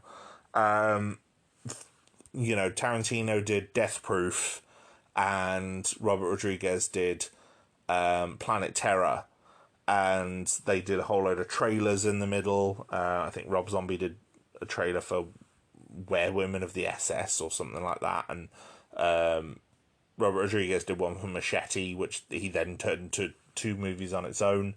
And in America it was released as Grindhouse, and it was like these 2 shortened films. And they both had all sorts of effects like this. And they were very much a throwback to a particular type of cinema, a homage to a particular type of cinema. And for me, it really worked. I thought it was a lot of fun, because I got what they were going for. That sort of, budget horror movie kind of feel. For me, Planet Terror, I think, worked better out of the 2 of them, just because I enjoyed the story for it a bit more. The Death Proof, if I'm completely honest. But Werewolf by Night is really feeling like that, and I'm enjoying that look, and I'll be intrigued to see the actual look of the werewolf himself. They did reveal Man-Thing in the trailer, which is another deep cut, but is also a character very tied to the multiverse, so he could be an interesting inclusion going forward. And then at Comic-Con, we had the trailer for Wakanda Forever, which was beautiful. It made me cry. I love the Wakandan funeral that we see in the trailer. I love the look that we get at Namor, who is such a fun character. I love that they've made him all Incan. I think that's a great idea. A really great idea. Yeah, that's a lot of fun. The Incan Namor. It's a very, very cool idea. And there's like one line of dialogue in the trailer, and it's Angela Bassett as Queen Ramonda, and it's a powerful line. Oh, it's so good. Oh, yeah, it's amazing. Absolutely amazing. It was a really good trailer. It did exactly what it needed to as a teaser, to really excite me and pique my interest. And I'm really looking forward to going back to Wakanda and seeing those characters again. And I also like that they are honouring Chadwick Boseman in it. And there are some people who have said, oh, they should have just recast him. The problem with that is, if Marvel had just recast Black Panther after how overwhelming the response was to that movie by the black community, and the work that he put into to create that character and solidify that character in the minds of people, Marvel would have been so hounded for it in the press. I really think they would have been, because people would have been like, you'd have seen headlines like, oh, not even death stops the Marvel movie money making machine. You know, I think they were damned if they do, damned if they didn't. And I think not recasting him and killing the character off is the better option of the two. And presumably this means Shuri is going to take over as the Black Panther, which is fine, but in terms of the characterization in the MCU, I don't think she's a good replacement for T'Challa. I think she's a good replacement as King of Wakanda, well, Queen of Wakanda, but I don't think she's necessarily a good replacement as the Black Panther. I think a better replacement would be either M'Baku or Nakia. But, you know, in terms of their characterization in the MCU, but it'll be great to go back to this world of Wakanda. And I really like that their funeral procession, they're all in white. I love it, the subversion of the tropes, and it just looks beautiful. It looks so good. And there's a rumour that Ryan Coogler might be directing one of the two Avengers movies. Well, Secret Wars. The rumour is he's going to be directing Secret Wars. It's not confirmed yet. But after watching Black Panther 1 and, you know, what I've seen of Wakanda Forever, I am fine with that. And I really think that, you know, he'd be a great choice. I mean,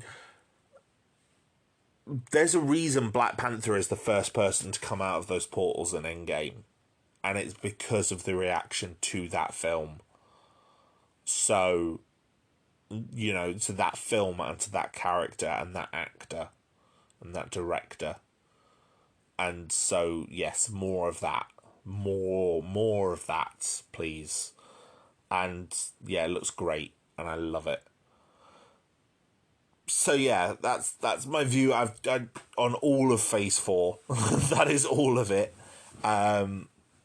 Generally, I've really enjoyed it, and I think there's been a lot of good. There's been some questionable things, but no real bad, that I'd say.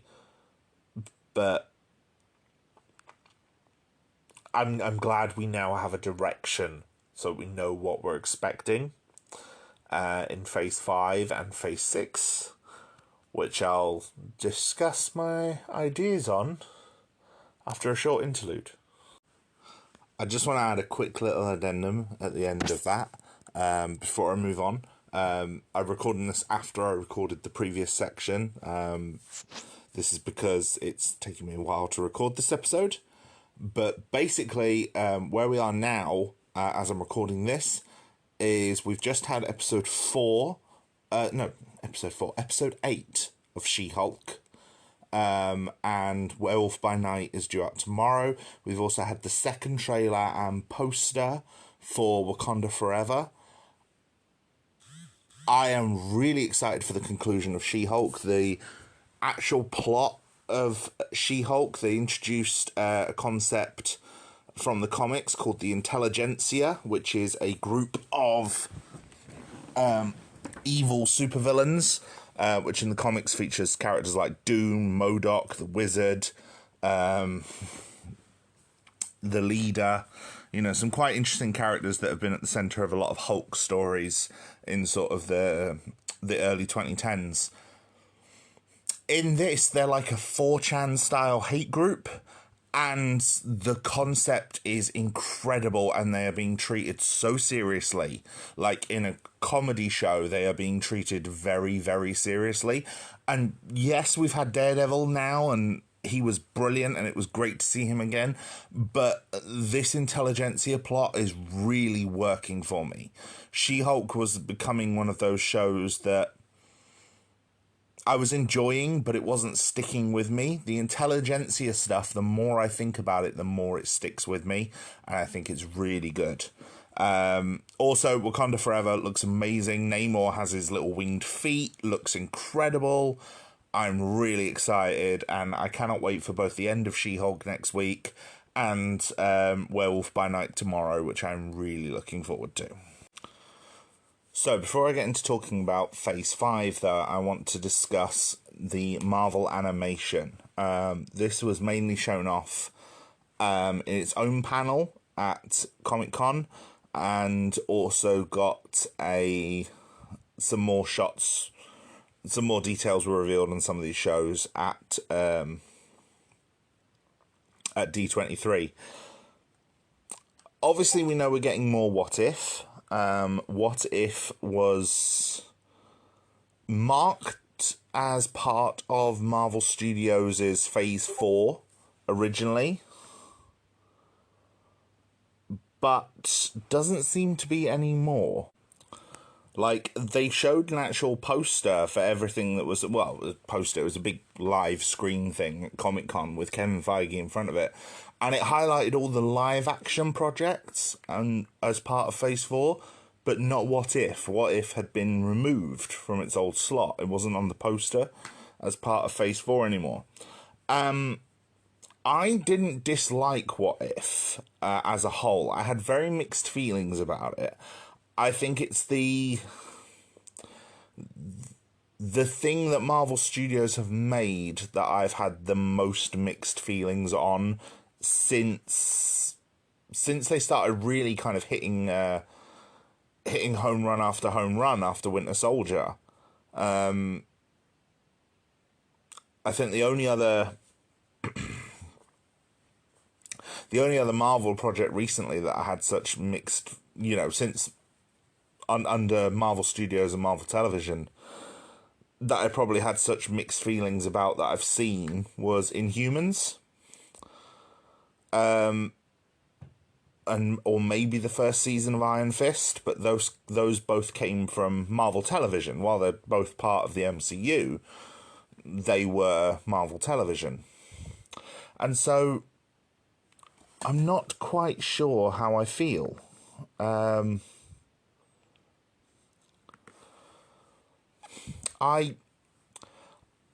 Many of the ideas in What If Season 1 especially didn't feel like they had the room to breathe, despite having promise. I think if it was a longer format show, I think it would work better.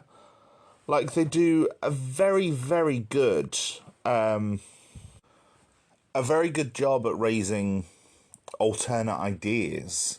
So, for example, like the What If T'Challa became Star-Lord, or the world lost its mightiest heroes. Those feel like very interesting ideas, but there's so much that can be done with that idea. And, like, for example, those are two good episodes to highlight as episodes that I feel could do with more time.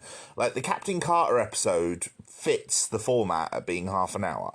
That's absolutely fine. It runs through it quite quickly, but it covers all the bases of what it needs to do to just tell that one story.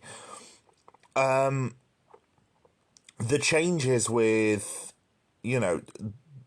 episode 2 with T'Challa as Star-Lord, it is telling... It's presenting a very, very changed version of the cosmic side of this MCU. The Guardians are completely different. Thanos is completely different. Nebula is completely different. And there's no real explanation of how T'Challa has managed to change all that. So it'd be interesting if that had been kind of explored more, especially as they brought back so many characters for that episode. Chadwick Boseman, Michael Rooker, Josh Brolin, Benicio del Toro, Kurt Russell, Ophelia Lovibond, Carrie Coon, Tom Vaughan Lawler, Karen Gillan, Jamon Hunsu, John Carney, Sean Gunn, Chris Sullivan, Seth Green, and Danai Gurira all return as their characters in that episode from the MCU. That's a lot. It's the Black Order, the Collector, the Guardians of the Galaxy, the Ravagers at the very least, and most of the Wakanda characters, and it's just sort of sped through. What if the world lost its mightiest heroes? That's another one where it's like it canonizes officially that Iron Man 2, Thor, and Incredible Hulk all take place in the same week. Which, well, for the most part, I think there's some parts of Incredible Hulk that are set way before. But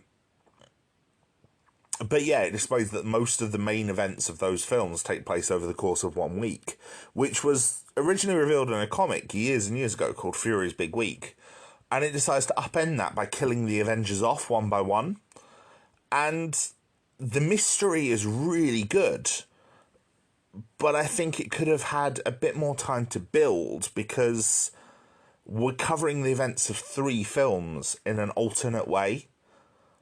And the actual the focal point that changes the timeline in that episode isn't actually anything to do with those 3 films. It's to do with Hope Van Dyne becoming a S.H.I.E.L.D. agent, which suggests that Janet didn't die, or if she did, Hope still joined S.H.I.E.L.D. So Janet isn't dead in the main universe, but they thought she died because she disappeared into the quantum realm. And I don't know, I think a bit more room for that to breathe could have built the mystery in a much more satisfying way. So I think maybe alternating the time taken with each of these episodes could have worked better. Had the Captain Carter one and maybe the Doctor Strange one in half an hour, because they fit that time. But some of the ones that could have done with a bit longer to really pace themselves out, give them 40 minutes or maybe even longer, maybe even an hour. Imagine the mystery of that. What if the world lost its mightiest heroes but played out over an hour? Or, ditto with the whole Ultron 1, which happens right towards the end. I will say, the zombies episode was an original idea. It's very little in common with the actual Marvel Zombies comic, where the heroes are a lot more, the zombies are a lot more intelligent. It's a very interesting take on zombies. It's written by Robert Kirkman as well, who writes The Walking Dead. So it's, at least the first miniseries is. So it's suitably grim.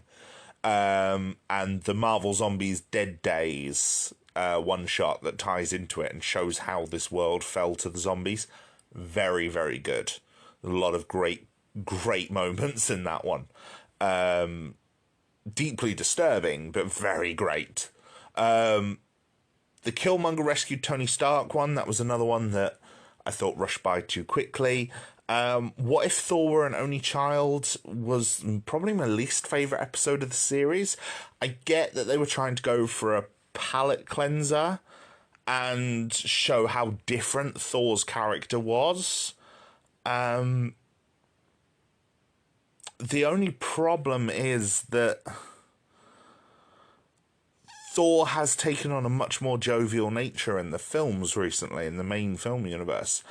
So having him be that, but without responsibility, didn't really alter much. It lost a lot of the pathos from the character and made him much more arrogant. But there were a lot of things that still didn't change and still felt awkward. And again, a lot of changes in the background. Like, how does Thor not being raised with Loki? How does that? Why are him and Loki still friends? Why are characters like Surtur joining his party on Earth?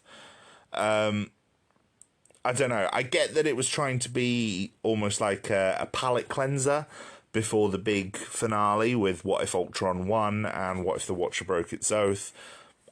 I thought it was all right, but yeah. The What If the Watcher broke his oath, that was an interesting idea. I like that they tied so many elements together, including things like bringing the zombies in, and the evil version of Strange, who is quite deeply tragic. I thought was very, very interesting. And works quite well to kind of set up his arc in Multiverse of Madness as being very unhappy. Which is an arc that is kind of lost in the final edit of the film.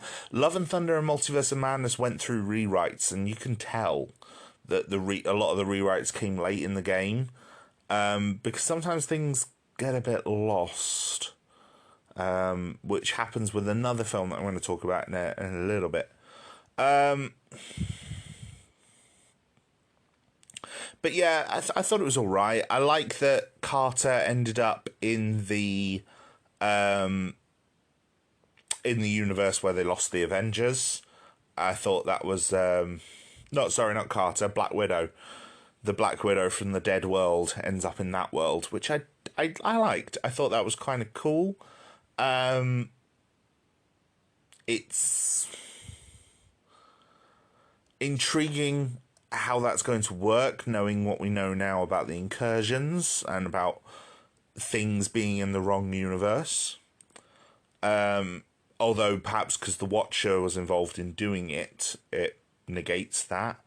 I do kind of like as well that despite the fact we lost the Gamora and Tony Stark episode, it's the Gamora that we use, not Tony Stark. It would have been nice if that episode had actually been released. It got hit by COVID delays and was unable to be finished in time. So apparently it's going to come out in season 2. But I do like that, we thought the Watcher was there for Tony. And no, he's actually there for Gamora. I like that. But season 2 doesn't seem to be part of the MCU anymore. And while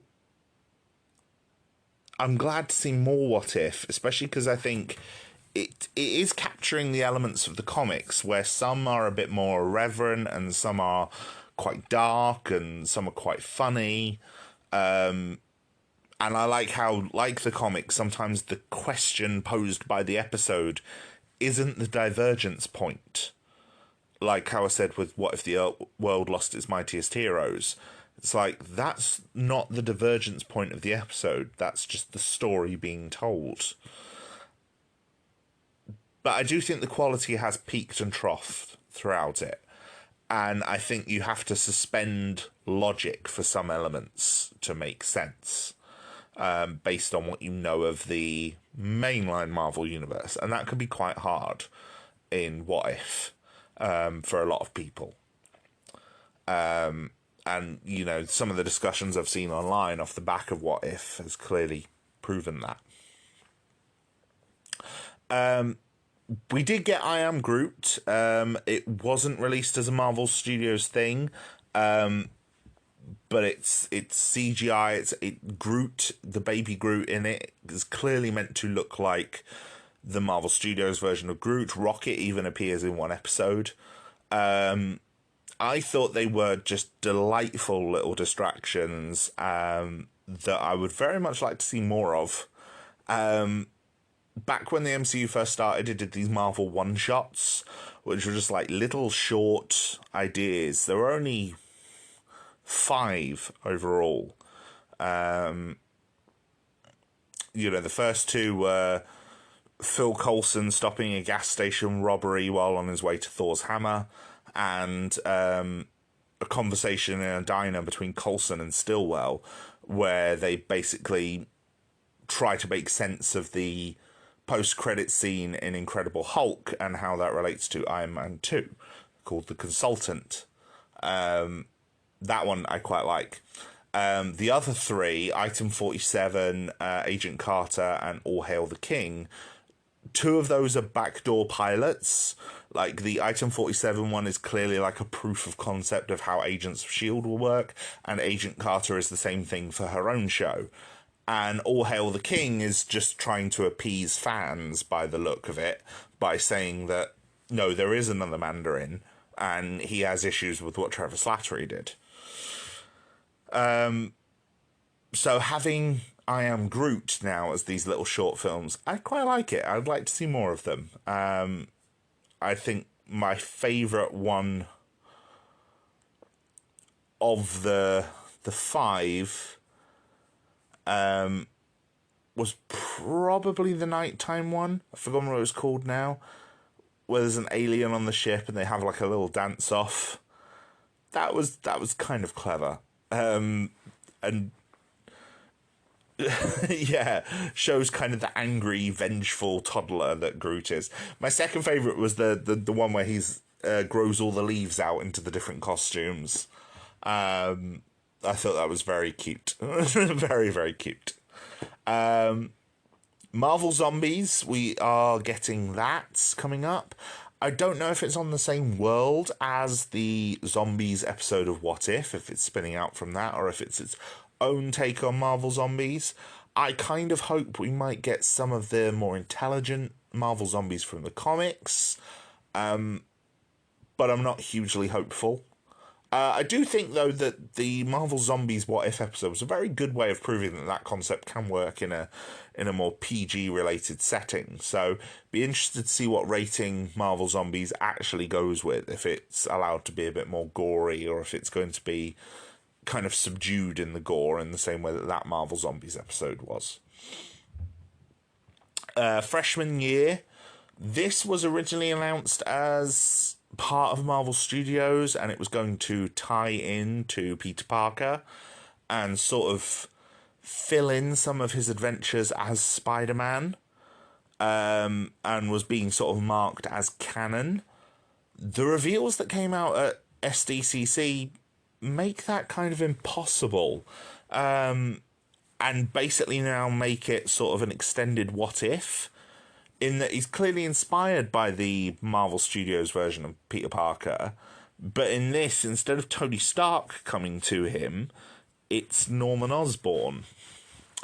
And we're going to see versions of major Spider-Man villains like Doc Ock and Scorpion, but we're also going to see MCU characters like Ned and Daredevil, as well as a whole load of new characters like Nico Minoru from The Runaways, who is going to be one of his classmates. So yeah, I mean, it's another Spider-Man cartoon series. We've had several over the past few years. They've all been pretty good. Spectacular Spider-Man, Spider-Man Web Warriors, or whatever it was called, Ultimate Spider-Man. They've all been varying degrees of quality, but they're just Spider-Man cartoons. Spider-Man is a money-making machine. He is the biggest Marvel character in terms of brand recognition. This is why Sony will not give the movie rights to Spider-Man back to Marvel and Disney, no matter what. This is why they're so desperately trying to push their Sony Spider-Man character universe.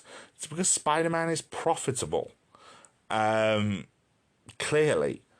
But, this is coming from Disney. It's not coming from Sony, because Sony only own the film rights, not the animation rights. or game rights as much as people think they do.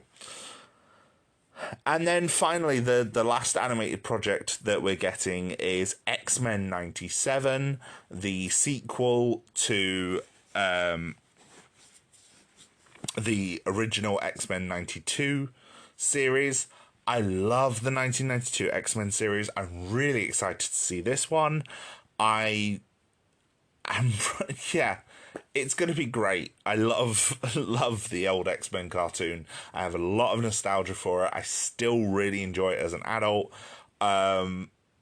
It has issues, sure, but I think it's definitely the best adaptation of a lot of the major X-Men series, major X-Men story arcs under the Claremont era.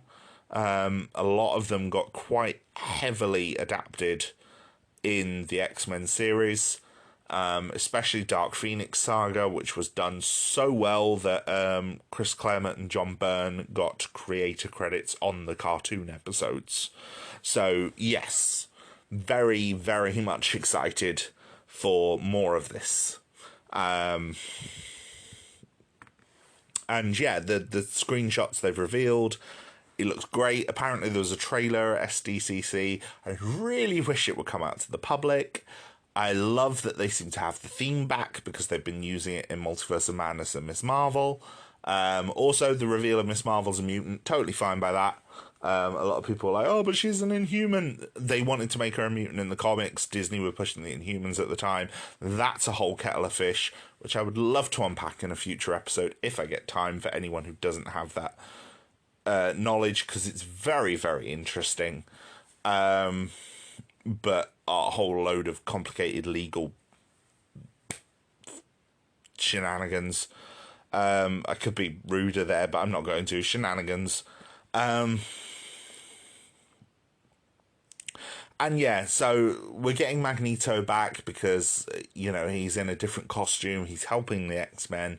We're getting the main cast members of the X-Men back. I'm really hoping that they expand that cast a bit. They have shown off some characters that are going to be returning, like Cable and Forge, I believe. This was leaked from D23. There's shots of some villains. So we've got the Hellfire Club, we've got Mr. Sinister, Emma Frost, and Callisto. Some of the supporting characters, there was Sunspot, Morph, Cable, Bishop, Forge, and Nightcrawler. I love Nightcrawler. He is my favourite X-Man. I'm really hoping he joins the team. I would love that. But either way, I'm just really happy for more of X-Men. The X-Men are my favourite comic book. They're my favourite team of heroes. Some of my favourite comic book characters ever are part of the X-Men. And X-Men 92 was a very faithful adaptation of what I loved about those characters. So seeing more of it, very excited. I don't know if they've released an episode, what they've said the episode length is going to be. I don't know if it's going to tie into a meta story or each episode's going to be individual.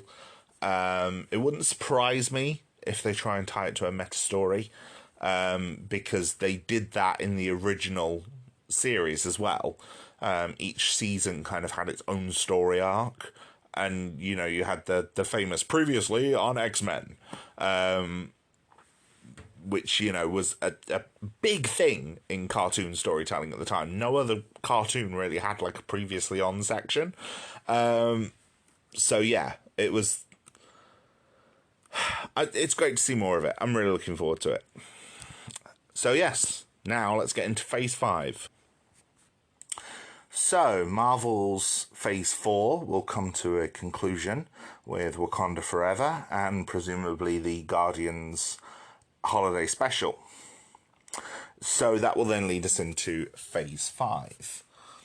The first series we know about in Phase 5 is Secret Invasion. We had a teaser trailer for this released at San Diego Comic-Con, which was then released to the public.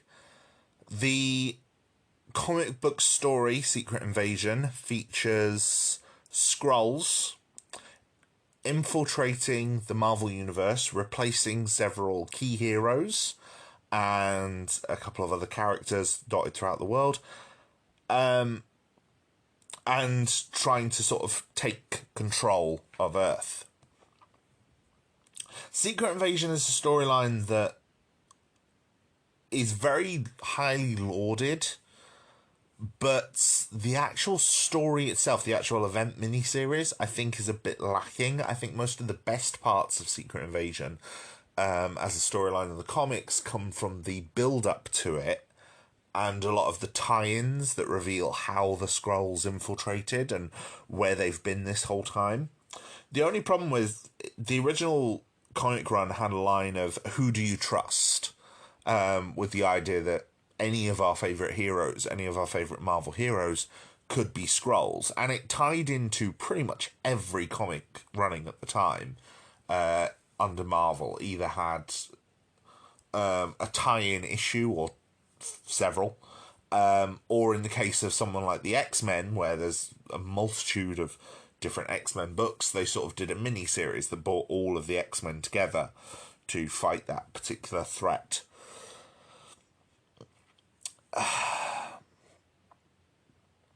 The thing is, the Skrulls as invaders, the Skrulls as the bad guys, was how they were being set up in Captain Marvel. And then Captain Marvel pulled the rug out from under comic book fans by actually revealing that the Skrulls were the good guys and that the Kree were the bad guys. Now, in the comics, they're both bad guys. So the whole Kree-Skrull war thing, both of them were awful. In this case, the Skrulls are definitely the persecuted minority at the hands of the Kree. And so I think that's an interesting angle to take. It was one of the things that I really enjoyed about Captain Marvel, because to me, as someone who's been reading comics for decades, that was a surprise that they did that, because it wasn't what I was expecting from the comics. It subverted the expectations that I had as a comic book fan. You know, because I know the comics, I can predict where some of these things are going when I come to the theatre. So I like that, you know, in the modern internet age where anyone can get a hold of what happened in a particular comic run and can find out these things, that Marvel still surprise us. So I don't think we're going to get the Skrulls as the bad guys in quite the same way that we did in the original. We might, but also one of the heroes of the show is Ben Mendelsohn's Talos, who has teamed up with Nick Fury, as well as Maria Hill and Everett Ross, who have both been shown in the trailer, to investigate this. So I think we're going to get something very, very tense, something quite paranoid, something quite thrilling, but I don't think it's going to be a straight one-for-one adaptation of the intrigue of the comic book plot. I think it's going to be similar to sort of Age of Ultron or Civil War, where we take sort of the core idea from the comic, but essentially create a brand new story with it, and I'm fine with that. The first film of Phase 5 is going to be Quantumania. Now, Quantumania is the next Ant-Man and the Wasp film, and the main villain is going to be Kang. Kang the Conqueror and his variants are clearly being seeded as major villains of this multiverse arc. He Who Remains was introduced in Loki, played by Jonathan Majors. He was incredible. Jonathan Majors was originally announced as playing Kang in this, way before he was revealed as the mastermind behind Loki.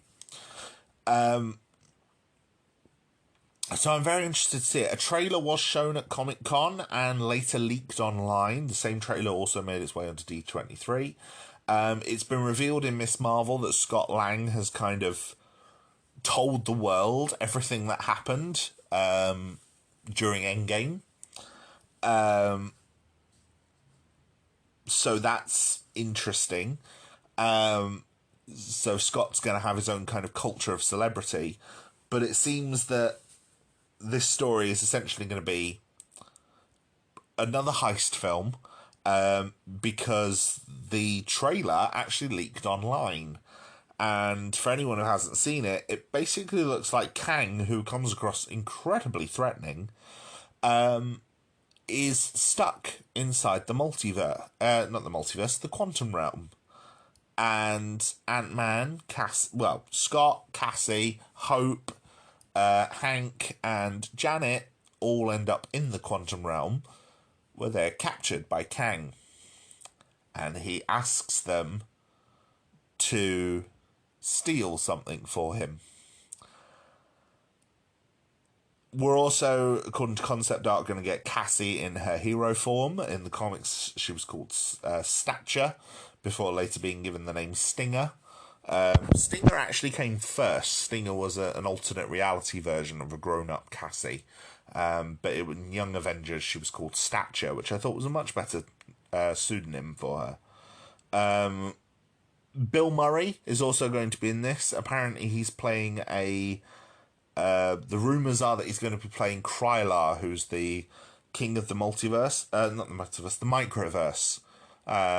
In the comics, Marvel did a licensed comic called Micronauts,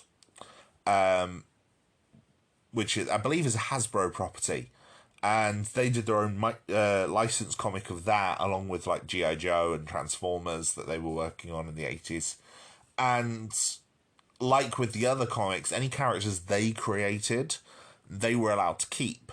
So they kept the concept of the microverse and a load of characters that they created, but they weren't allowed to use the original Micronauts characters.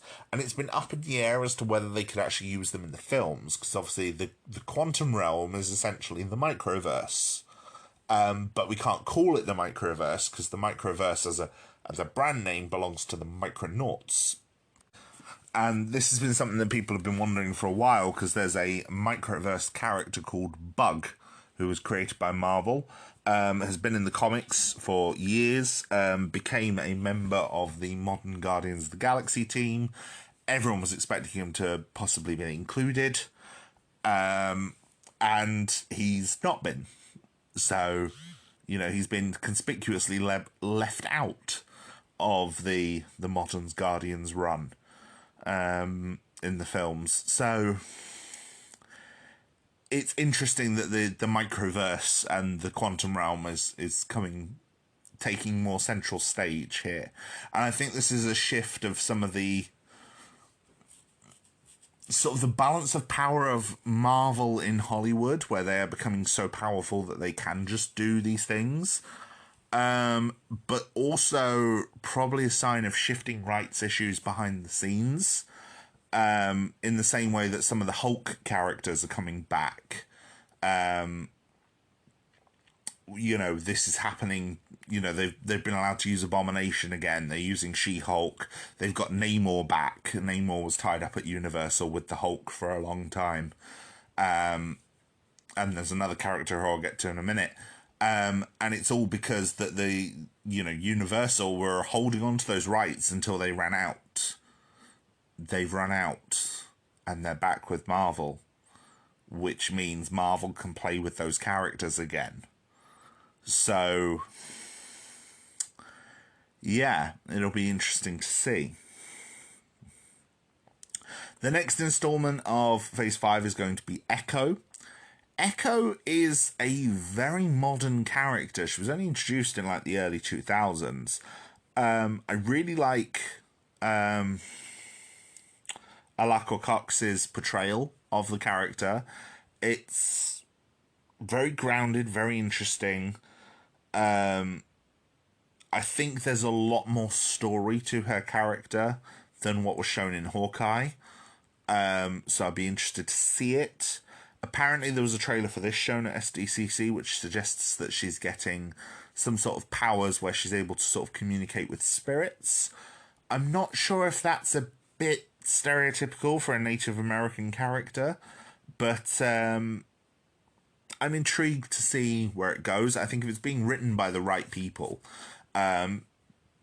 because in the same way that Miss Marvel was exploring the concept of Djinn for a Muslim character, or She-Hulk is exploring a lot of topics of sort of the violence and the hatred that women can face in the modern world, getting that explored by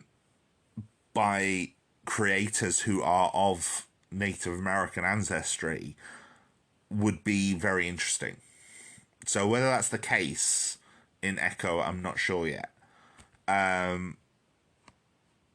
But we'll see. The rumours are Daredevil's coming back for it, and Kingpin is definitely coming back for it. So it'd be interesting seeing more Kingpin. In the comics recently, they've done a story where Kingpin became mayor of New York. So it'd be interesting if they sort of take that angle with it. That could be a very good direction to take it. A lot of the comics for both Marvel and DC at this point are sort of test beds for whatever they want to do in the films. And so we'll see. I mean, something like Miss Marvel. Miss Marvel got a series because the comic was so successful. So, Echo is a character who's in the comics at the minute, is the current host for the Phoenix Force, and is a member of the Avengers. This sort of all-killer, no-filler Avengers lineup that Jason Aaron's been crafting. And, yeah, it'd be interesting to see more of the character. Guardians of the Galaxy Volume 3 is also coming. I'm excited for it. Obviously, I think it's going to be very interesting. There's been a teaser trailer. I think about 3 seconds of it leaked online, and what was there was very emotional. It had a very interesting score. I love James Gunn's filmography, and I love what he's done with the Guardians characters, so I'm just interested to see more of it. James Gunn himself has said that it's not going to be, it's definitely an ending, and that doesn't necessarily mean people are going to die, but it also doesn't mean that there can't be consequences. And I think it's very likely that a couple of the Guardians are probably going to die in this. My money would be on Drax. Drax, now that Thanos is gone, I don't know what storyline he has left. Drax, for me, is a funny one as well. I really liked the pathos they gave his character in the first film, but in the second film, he did become a bit of the comic relief. He became the punching bag. And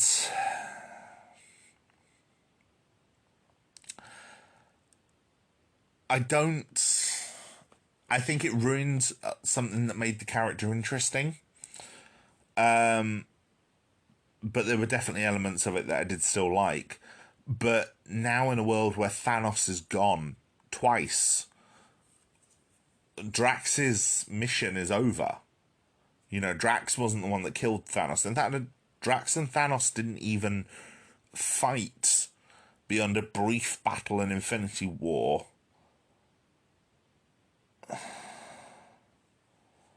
And yeah, they didn't really have a proper fight. So I don't know. I'm curious to see what they do with Drax. I think Drax is going to be the one that dies. It'd be curious to see where Gamora ends up at the end of this. I know with Vision in WandaVision, they gave him original Vision's memories, so that it's the same character but not the same character. Gamora got a lot of development in the second film especially, and this version of Gamora doesn't have that. And I think Nebula's going to be pretty key to exploring that, not necessarily Star-Lord. The villain, though, we're getting the High Evolutionary, who is a comic book villain that I think is fantastic. He's a master geneticist from Victorian England, In this, I think he's going to have a bit more of an extraterrestrial origin. And I think they're going to tie him to Rocket. And I think Rocket getting more exploration, especially after what they did with him in Guardians 2, would be fantastic. Rocket's story arc, his character arc in Guardians 2 especially, is phenomenal. And definitely one of the best bits of the film. I rate Guardians 2 much higher than Guardians 1. I know I'm kind of in a minority on that, but to me, a lot of the emotional core of Guardians 2 is so much stronger than Guardians 1. Next, in Phase 5, we're getting Loki Season 2. I am very excited to see more Loki. I'm very interested to see more of Kang and his variants.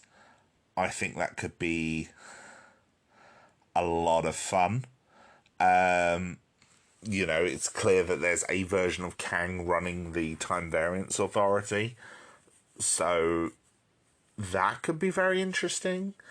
There's rumours that members of the Time Variance Authority are going to show up in Werewolf by Night. So it'd be interesting to see if that character then plays a role in Loki Season 2. They're also bringing in... I forgot his name. Ki-Hee Kwan. The actor who played Short Round and was in Everything Everywhere All at Once. And he is going to be playing... I don't think they revealed who he's playing, but he is playing a character in Loki Season 2, and he's being marketed already, so he's clearly playing an important character. So that will be interesting. I think there's a lot of key plot threads from Loki Season 1 that have been left open, but also very interesting new ways to take the season. So yeah, I'm hoping we get more of it. Loki's another example of, like Gamora and Vision, where he's a different character to what we got, but he's also in a similar place to where we left him. It does feel like a bit of a cheat, but this Loki does have a bit more of the cavalier attitude that earlier Loki had, without the character development from things like Ragnarok. So, we'll see. He feels very Thor the Dark World era Loki. And Thor the Dark World Loki was my favourite part of that film. So, yeah, I'm fine with this. The Marvels, the next big film, bringing together Maria, Carol, and Kamala for like a cosmic road trip. I think it's a great idea. I think there was a teaser shown of this at Comic-Con. It's obviously very early days to show a big teaser trailer, but I'm excited. I love Kamala, so seeing more of her was good. Not Maria, sorry. Monica was great in WandaVision. I thought it was a great introduction to her character. And Teyonah Parris seems like a great actress to play her. Carol, I think Brie Larson has been treated horribly by the fan base. I like her as Carol. I think she's a good Carol. And I think there's a lot of baggage between her and Monica, which would be very interesting to explore, relating to Maria. There was a red carpet interview with Brie Larson where someone asked her, how long are you going to keep playing Captain Marvel? And she's like, do people want me to play her again? And, for my money, yes, I do. I think she's a very good Carol. And I want to see more of her, especially because for a large portion of the first film, she's not really Carol. So, yeah, it'd be good to see more of her. Ironheart, the next big series, is picking up the character of Riri Williams, spinning her off from her debut appearance in Wakanda Forever. I'm intrigued. I'm very intrigued. They've also announced that the villain is going to be the Hood. The Hood for the early 2010s was a big, like late 2000s, early 2010s was a big Marvel character for a while. Brian Michael Bendis, while writing Avengers, decided to make him a big villain. He started picking characters that other people weren't touching, and the Hood was one who had been introduced in this Max series, which was the adult comic brand series. And he's basically a gangster with a mystical cloak that grants him superpowers. And, you know, so he's elements of sorcery, but evil. And that's going to be the villain of an Iron Man-inspired hero. So that'll be interesting, I think. I'm hoping some of the more minor villains that have been introduced in She-Hulk, like the Wrecking Crew, could come back, because I love the Wrecking Crew. I love them as, like, heavies of a bigger bad. And the Hood in the comics for a while had, like, his own massive syndicate of villains that all reported to him. You know, sort of loosely inspired by the Masters of Evil, who were an original Avengers comic villain group. And so, yeah, having more villains sort of under the hood could be very interesting. And, you know, some of the side characters that have been introduced in something like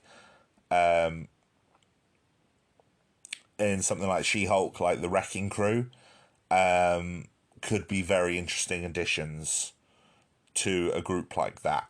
So, very intrigued. Blade. This is where we start getting to some more uncomfortable ideas. Blade recently lost its director. It's due to start filming next month, and the director has had to step away, apparently due to scheduling issues. Now, apparently, Mahershala Ali is being made very unhappy by a lot of the processes that are taking place on Blade. Now, Blade was announced years ago. It's a couple of years ago at this point, and it's not due out until 2024. There's been reports of it having not enough action sequences.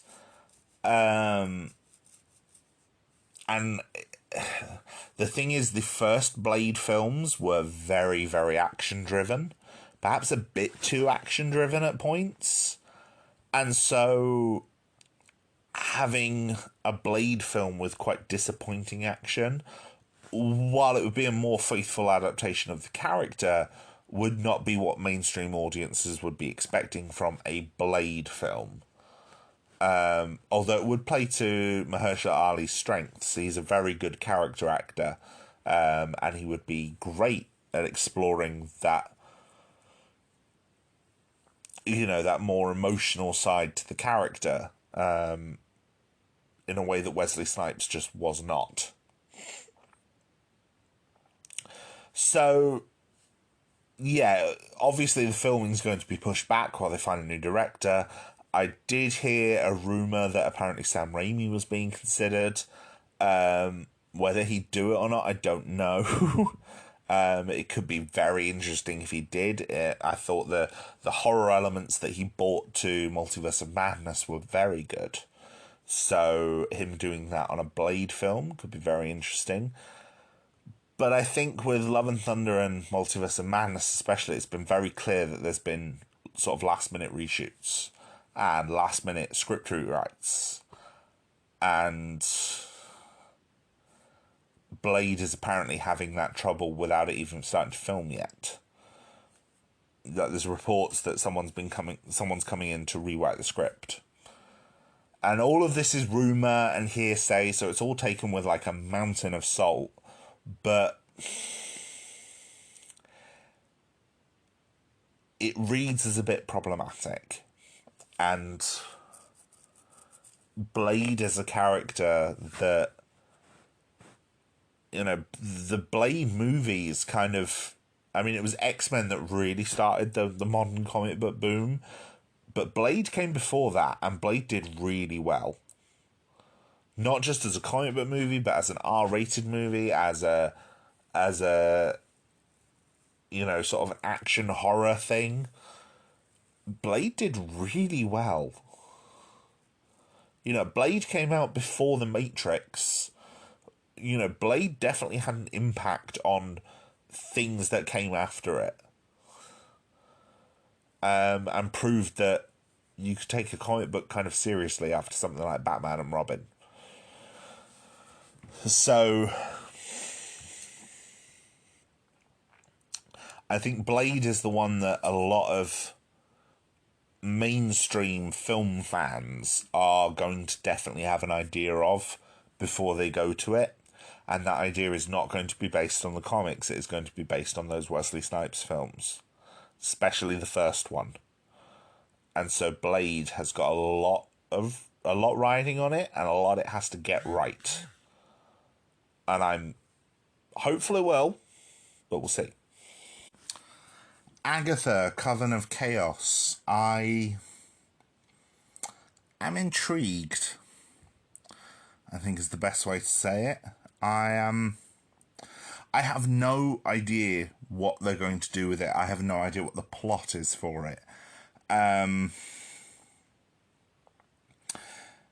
wonder if maybe they might use it as a way of trying to reintroduce or create new Marvel versions for characters like the ones from Hellstrom. Because the Hellstrom series was originally announced as being part of Marvel Studios and then wasn't, and came out so long after Endgame that I think people had forgotten it was ever supposed to be part of Marvel Studios. It'd be interesting to see a character like Ghost Rider. It'd be interesting if some of the more horror-themed characters from Werewolf by Night, so characters like Elsa Bloodstone, come back into it. Characters like Man-Thing. Man-Thing is a key part of the multiverse concept in Marvel, and he's going to be introduced in Werewolf by Night. So I don't know what they're going to do with Coven of Chaos. We will be going back to Westview, presumably, and the people in Westview will have a view of Agnes after what happened there. So it'd be interesting to see how they treat her. And so we'll probably see some returning characters from Westview. There's a report that Emma Caulfield Ford will be returning. There's rumours that Evan Peters might be returning. So yeah, it'd be interesting to see what they do with Coven of Chaos. Because Coven implies more witches. And we've had sorcerers. Witches seem to be being built up, at least, as something very different. And of course, the big speculation is that Wanda will come back. Whether she will or not, I don't know. Daredevil Born Again. I am so thrilled by this. It's an 18-episode series of Daredevil. And having watched the Daredevil episode of She-Hulk today, I am very excited. It's going to be so good to see this character back. I freaking love Daredevil. I especially like the Marvel version of him, where they've got a lot of the elements of the character so right, and Charlie Cox clearly wants to do his best with the character, as does Kevin Feige. Giving it an 18-episode series suggests that we might see some more elements of the Marvel Netflix universe coming back. I mean, that's more episodes than a single season got on Netflix. The maximum season length there was 18 episodes. Not 18 episodes, 13 episodes. So we're getting like 5 more episodes than any of those got. And, 3 times the length of any other Disney Plus series so far. So I'm very intrigued. Rumour is that we're going to see the return of Jessica Jones and Punisher and, you know, characters like Karen Page and Foggy Nelson. So I'm really excited. Apparently Kristen Ritter has scheduling conflicts, though. She was apparently meant to be like the big secondary character in this, but she might not be available anymore. And so the rumours are they're rewriting it to be Punisher. But either way, I'm just very intrigued to see Daredevil back again. The title is interesting, though, because they've chosen Born Again. Now, the Born Again comic arc formed the loose basis for a lot of Daredevil Season 3, which I've already spoken about, and, you know, I freaking loved it. It was the best season of Daredevil. It's one of my favourite seasons of any television show ever. You know, in telling a solid, cohesive storyline. But it covered a lot of the elements of Born Again, the series. And so I'm not sure how much of Born Again will really be in that, in this new Daredevil series. I think it's much more likely that we're going to get other elements of major Daredevil series. So it'd be interesting to see, although, you know, Born Again featured some, you know, means we might see the return of characters like Bullseye, which would be great. So we'll see, I guess. I'm intrigued either way.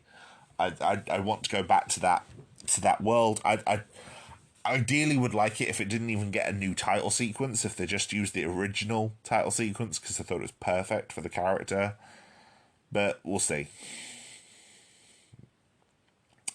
And then the last two movies, and I'm going to talk about these together because I think they might be more linked than a lot of people think.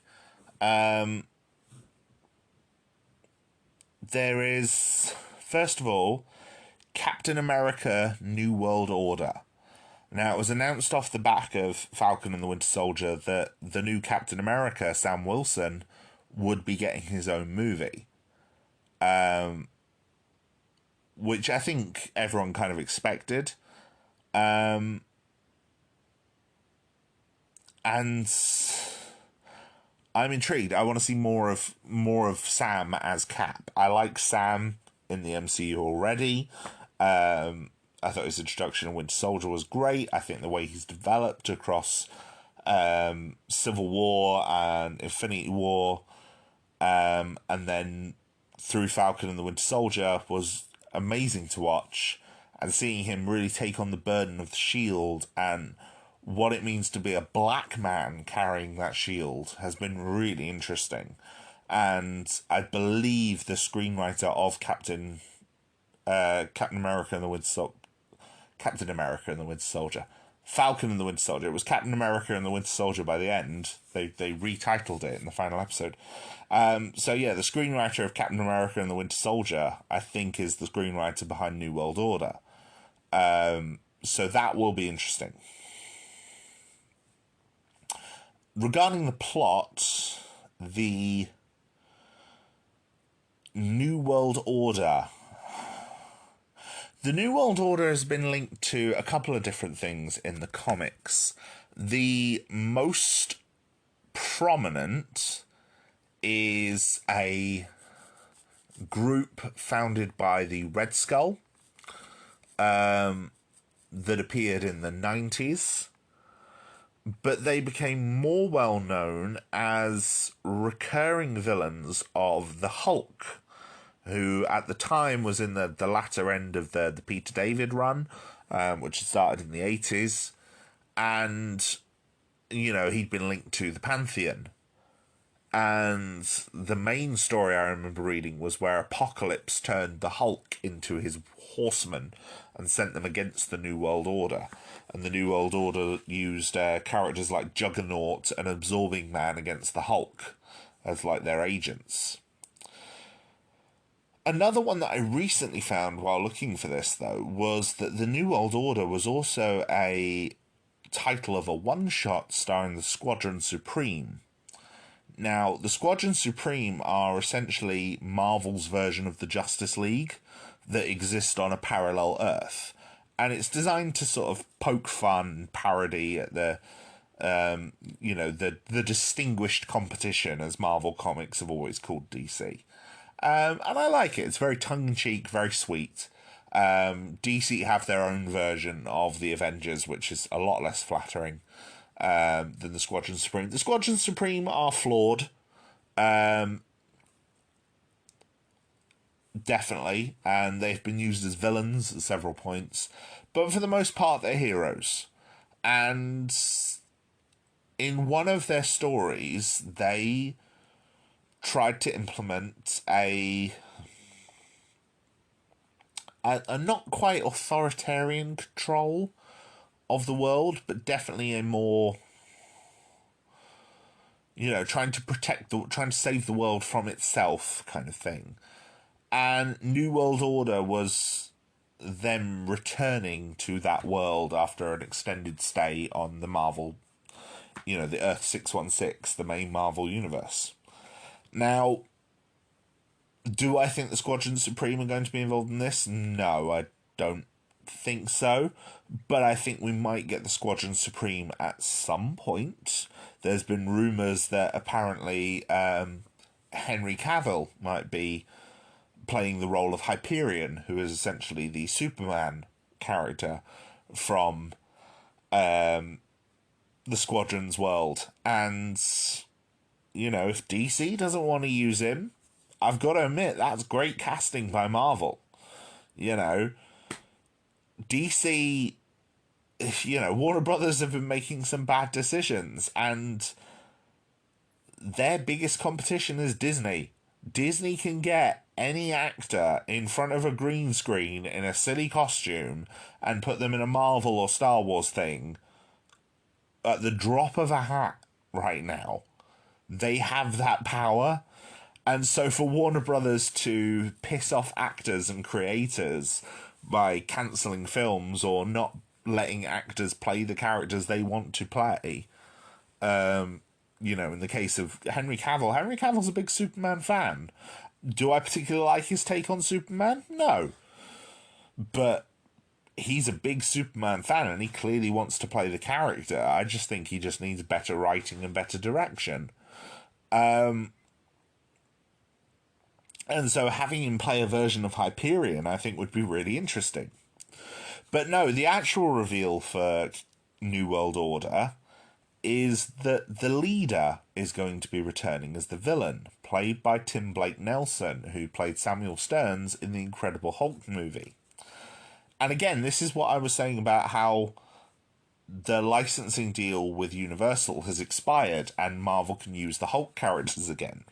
The leader has been the longest dangling plot thread in the Marvel universe since it was created. Incredible Hulk came out in 2008. We're not going to get this plot thread paid off until 2024. But the reveal that the leader is going to be the main villain is very interesting. And I wonder with the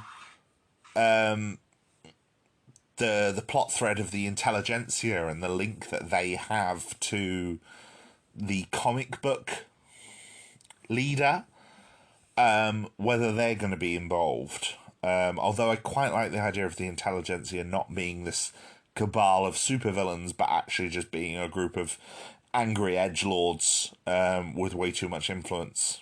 Although there does clearly seem to be something much more sinister at work in She-Hulk. So it'll be interesting.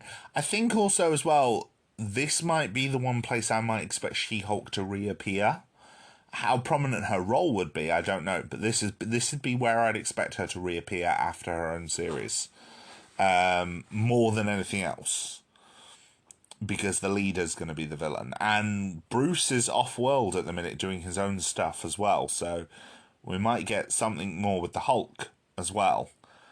We're also going to see the return of the character of Joaquin Torres, and in the comics he becomes the new Falcon.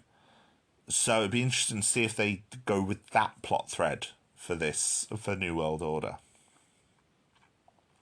The final film of Phase 5 is going to be Thunderbolts.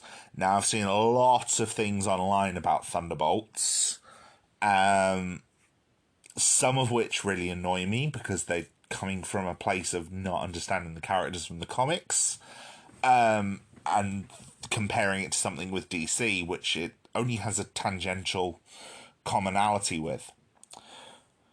Basically, a lot of people are saying this is going to be Marvel's version of Suicide Squad. The thing is, the concept of the Suicide Squad and the Thunderbolts in the comics is very, very different. The Suicide Squad are a group of villains who have been tasked for Black Ops missions by, the head of an intelligence agency, because they can be used and sacrificed without costing lives, important lives, and with plausible deniability if they ever get caught.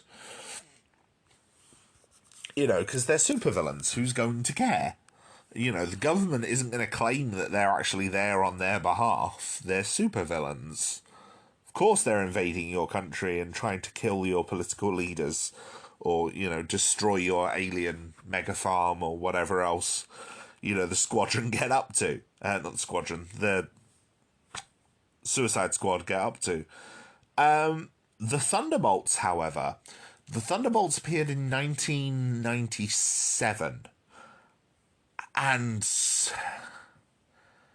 Marvel kept all this secret up until the end page of the first issue. They announced that this new team was appearing. At the time, in the comics, the Avengers and the Fantastic Four had recently been killed in a massive battle against a creature called Onslaught. And so the main heroes of the Marvel Universe were the X-Men and Spider-Man, characters that were feared and distrusted by most of the public, and also characters like the Hulk and Daredevil. Characters who are distrusted or feared. And then the Thunderbolts were announced as a brand new superhero team, and they were going to have their big first issue releasing in 1997. And they were new heroes, and they had a tagline, "Justice like lightning." And yeah, it was a team of heroes that were going to come in, and they were going to be basically made to be the new Avengers, these new characters that were inheriting that role. And then the final page of the very first issue of the Thunderbolts reveals that these brand new heroes, Citizen V, who a swashbuckling swordsman who was inspired by a 1940s character. Songbird, this graceful woman who makes constructs out of solid sound. Atlas, this gigantic, super strong, size-changing powerhouse. Mach 1, a member in an armoured suit, with amazing gadgets and weapons. And I'm forgetting one member.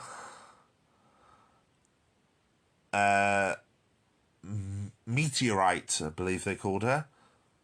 Or was it Moonstone? One of whom is their alternate name. But either way, they were revealed to in fact be some of the final members of the Masters of Evil. Citizen V was Baron Zemo. Songbird was Screaming Mimi. Atlas was Goliath, I think it was called, or was it Power Man? I can't remember.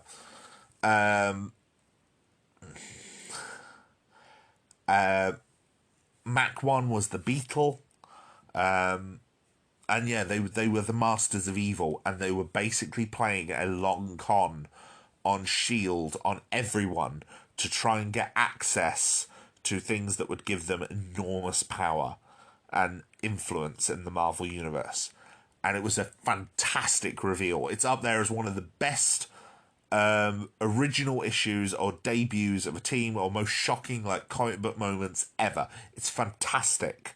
Marvel really played it well. And it's one of those things that couldn't be done today because so many of the big comic book stories and big comic book twists now get spoiled months ahead of time.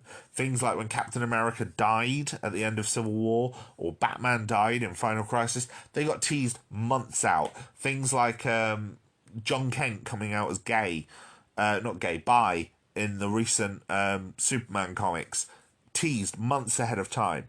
This reveal came in the final page of the last issue. You only found out if you had that issue in your hands. That's how good it was. And it's brilliant. So yeah, it's villainous characters trying to be heroes. Now, from what we've seen of this Thunderbolts, it's not that version of the story. We're not getting the Masters of Evil pretending to be good guys. What we're getting is a take of that actually appeared later on, which was because as the Thunderbolts series progressed, some of these villains actually really started to like the hero life. They were treated seriously. They were treated with respect. So characters like Songbird and Atlas and Mach 1 became very fond of being heroes. And they even adopted another young hero who they rescued on one of their first adventures, called Jolt. And she joined the team. And she saw them as heroes. They had to hide their real identities from her. And her seeing them as heroes made them believe that they were heroes. And it made them want to redeem themselves. And then eventually Hawkeye, who had been mistaken for a villain in his earliest appearances, once the Avengers found out who the Thunderbolts were, Hawkeye found out who they were and decided to join them and help them reform. By this point they were on the run. They'd been rumbled, and Baron Zemo was absent from the rest of them. And yeah, Hawkeye helped them get redeemed, helped them become legitimate. And eventually they did become a legitimate group of heroes. And then after Secret Invasion, which I spoke about earlier, came a line-wide event called Dark Reign, where Norman Osborn essentially took over the role of Nick Fury in the comic books. And he then created a Black Ops squad of villains. And this Black Ops squad was essentially his personal hit team. And some of the characters on his version of the Thunderbolts included the comic book version of Ghost and the comic book version of Yelena Belova, the second Black Widow. Now,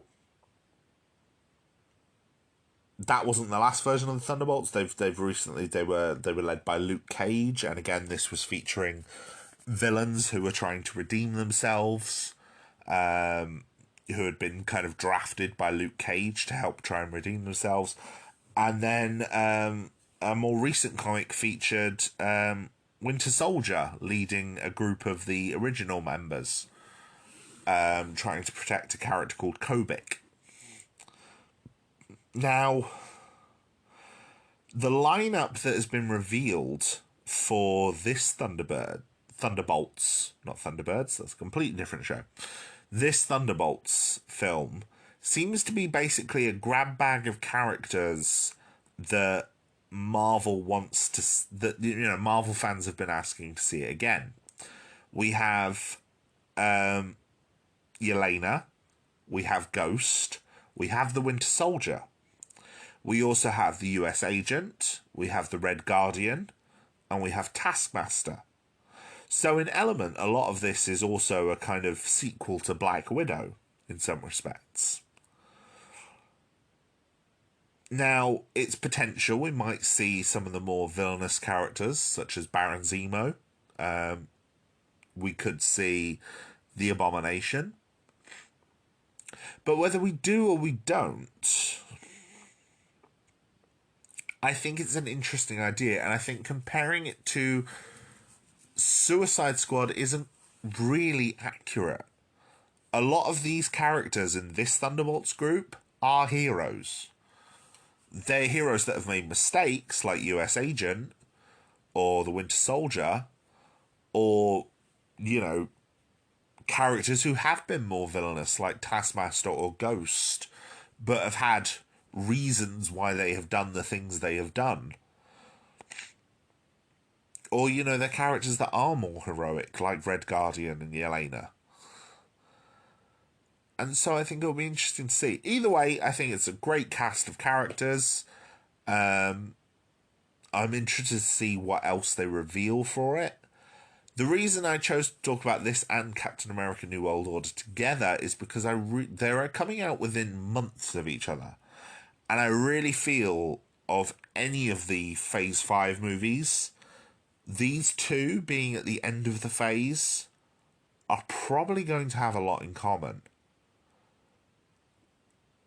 And I think they're probably going to be more connected than a lot of people think. Maybe both teams are involved in the same situation, and we'll see Captain America's half first and then the Thunderbolts half. That could be really interesting. Do I think that's going to be what happens? No. But I do think there's going to be a connection between these two films. Before I get to the big discussion, there is one other thing that was previously announced, hasn't been placed in a phase yet, and is having its situation change. And that is Armor Wars. Now, Armor Wars was announced as being a series focused on Rhodey, War Machine.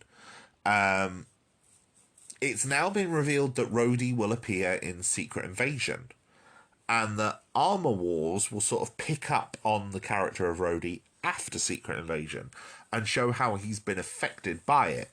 And so it's becoming almost a sequel to Secret Invasion. Originally, it was announced as a series. The story now is that apparently it's being turned into a film. Which on one hand is good, because they've revealed that, you know, it seems clear that maybe they haven't got enough story to stretch it out into a series, and so they're just deciding to make it film, or maybe they're trying to make it more of a big budget event and maybe make something else as a series instead. I'm not sure. Either way, I'm intrigued. And the Armor Wars comic features Tony Stark's technology getting out into the world and people getting hold of it. And that's been a plot thread that has been applied in several of these Marvel films, from Iron Man 2. And so seeing that, you know, Iron Man 2 also being Rhodey's first film, you know, Don Cheadle's first film as Rhodey, and the first film where he takes on the role of War Machine. So seeing that aspect play out could be very interesting. There's rumours that Sam Rockwell and Paul Bettany will be returning as Justin Hammer and Vision for this one. And whether the title will change or not, or whether they'll still release it as Armor Wars, I'm not sure. But I'm intrigued by it. And, you know, they've been trying to make a War Machine movie for a while. And Don Cheadle, he's not an old man, but he's an older man, and he's not getting any younger. So you're probably only going to get one, maybe two movies out of him. So, you know, with him in the lead role as War Machine. So, yeah, strike while the iron's hot. Get it done. So, yeah, I'm intrigued. I want to see where this goes. Now, how much of this will all be true, I don't know. Maybe come back to this podcast in, you know, a couple of years and we'll see how on the ball I was with any of this. I could be completely off base with a lot of it. But like I said, I've been reading these comics for a long time. I can guess how a lot of these things might go, what story arcs they might potentially explore. But we'll see. I think there's a lot to be excited for. So I'm very excited for it. Even the things that I have no idea what they're going to be doing, like Coven of Chaos, I think could potentially be really interesting. So we'll see. Now, before I conclude and get to the end of the Multiverse Saga, I just want to take a brief interlude to look at what Sony is doing. Now, the reason for this is that Marvel, well, Phase 5 at the minute doesn't seem very multiversal. It's going to be the middle chapter of the Multiverse Saga, and there doesn't seem to be a lot of multiverse elements so far, not quite to the same extent there were in Phase 4. Phase 4, we've had Multiverse of Madness, we've had, we had Loki, we had What If, although is What If part of that anymore, we don't know. But, I mean, we're getting Kang in Quantumania. We're getting Loki Season 2. But unless there's multiverse twists in a lot of the other stuff, it doesn't seem very multiversal. Perhaps that's what Coven of Chaos is. Perhaps the Secret Invasion is actually multiversal variants, invading the universe. But Sony's stuff, Phase 4, No Way Home, was the biggest exploration of the multiverse so far. And it merged with a lot of Sony's existing Spider-Man stuff. Most notably, the Spider-Men and villains of the Amazing Spider-Man series and the original Sam Raimi, Tobey Maguire series. Which I was very very glad to see those characters back. And, Spider-Verse, Into the Spider-Verse, is getting 2 sequels. So we know that more Spider-Man multiverse shenanigans are coming. Which I'm totally on board with. I'm so fine with this. More Spider-Verse to me is great. I love the first one. And, I love Spider-Man. So, yeah, give me more Spider-Man. I'm fine with this. Venom and Morbius, however. Venom got a cameo linking him, a post-credit scene in Let There Be Carnage, which led into No Way Home, where he had a brief cameo. And Morbius saw Adrian Toomes somehow end up in the world of Morbius and then suggest teaming up with Morbius to do some good. And yeah, I'm very confused as to a lot of these elements. I think the Sony films that we've had so far, the 2 Venom films and Morbius, have been of mixed quality, is the best way to describe them. The first Venom film feels quite poorly paced. I don't think it's a bad movie necessarily, but I also don't think it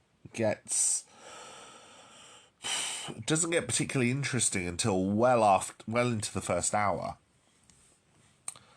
And it's quite a slow build, and it's a very bizarre watch. Venom 2, Let There Be Carnage, I enjoyed a bit more. I still think it has its issues. Very definitely still has pacing problems, although doesn't feel as drawn out as the first one. In this respect, the pacing just feels very, very quick.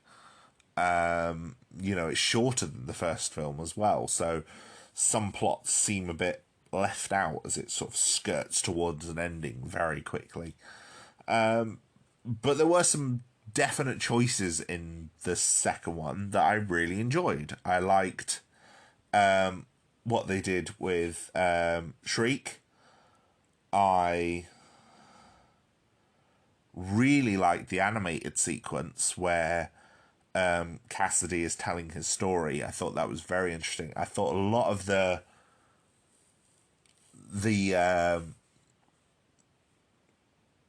scenes with Carnage were very interesting. I liked like his rampage through the prison and just him indiscriminately murdering everyone. Mainly the cops, but he kills some of the prisoners as well. And that feels very good. I liked Woody Harrelson as Carnage as well. I thought, he's being a big old ham, but he's doing it quite well. I do think a lot of the emotional sort of storytelling angle that they were going with, Venom and Eddie in conflict.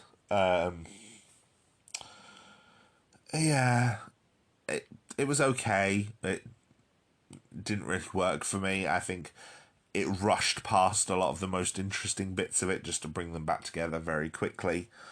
And it got to the point that we got to the final fight in the church, and I was like, oh, well, we're here already? I'd seen this in the trailer. I knew this was where the final battle was going to be. And I was like, oh, okay. Third act already.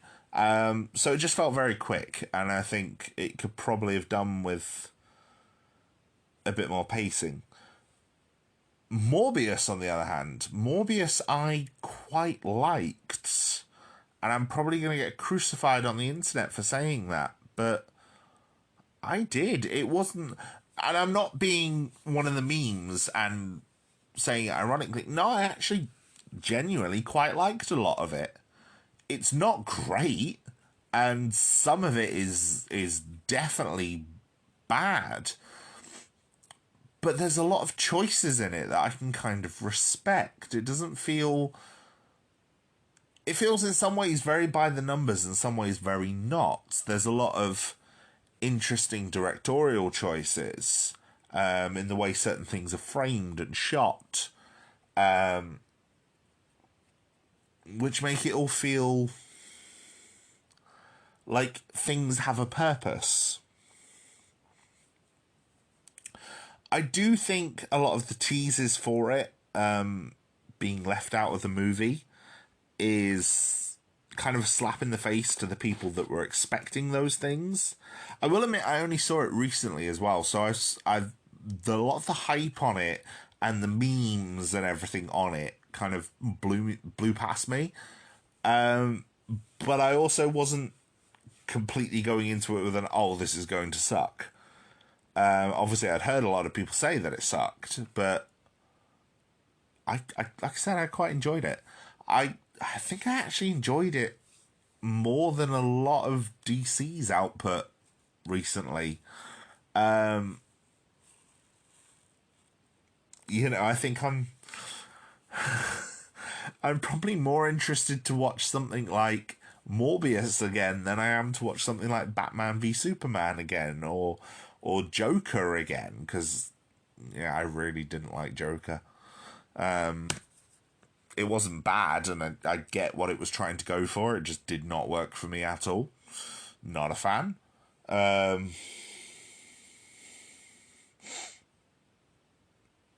I'm not here to discuss Joker. I do think Morbius loses its main and its most interesting character arc, though, which is the central idea that Morbius is artificial blood is not having the effect on him anymore, and he's either going to need to make the choice to consume human blood or die. And that just disappears by the end of the film. By the end of the film, that motivation is gone. And stuff also doesn't really happen organically. Everyone else is kind of there as part of Morbius's story. I do think the memes and the culture around it prompting Sony to try and re-release it to capitalize on the hype train is the funniest thing, because Sony clearly didn't understand what was funny about the film. Was nothing to do with the film, but more to do with the name of the film and how mimetic it can be to put the word morb in certain other words. And yeah, it makes me laugh because this is probably going to mean that Morbius gets a sequel.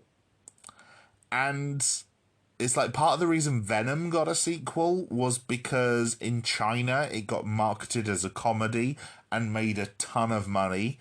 People over here treated Morbius like a comedy. They didn't go and see it, but they treated it like a comedy. And it generated enough buzz. People in the West, I mean, not just people in the UK where I am, but people in the West, people in America. And they treated it like a comedy. And even though that didn't translate into box office numbers, it translated into buzz and hype, which means that they're going to make a sequel. And the sequel's probably going to suck, and even less people are probably going to see it. So yeah, they just learnt all the wrong lessons from that one. There are still upcoming movies in this Sony Spider-Man universe.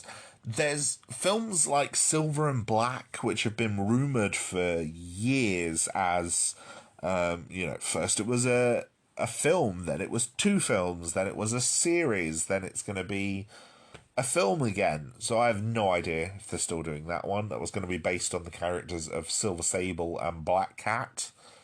There was talk of doing a film on Jackpot years ago, and Jackpot's whole thing in the comics was that she appeared in the Brand New Day era, which was where Spider-Man's marriage to Mary Jane had been magically erased by a deal with the devil to save the life of Aunt May, because comics are weird and that storyline is freaking awful.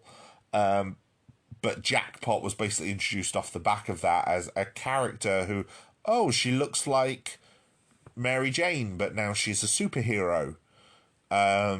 Except it all turned out to be a red herring, and it wasn't actually Mary Jane at all. It was some other completely unrelated brand new character.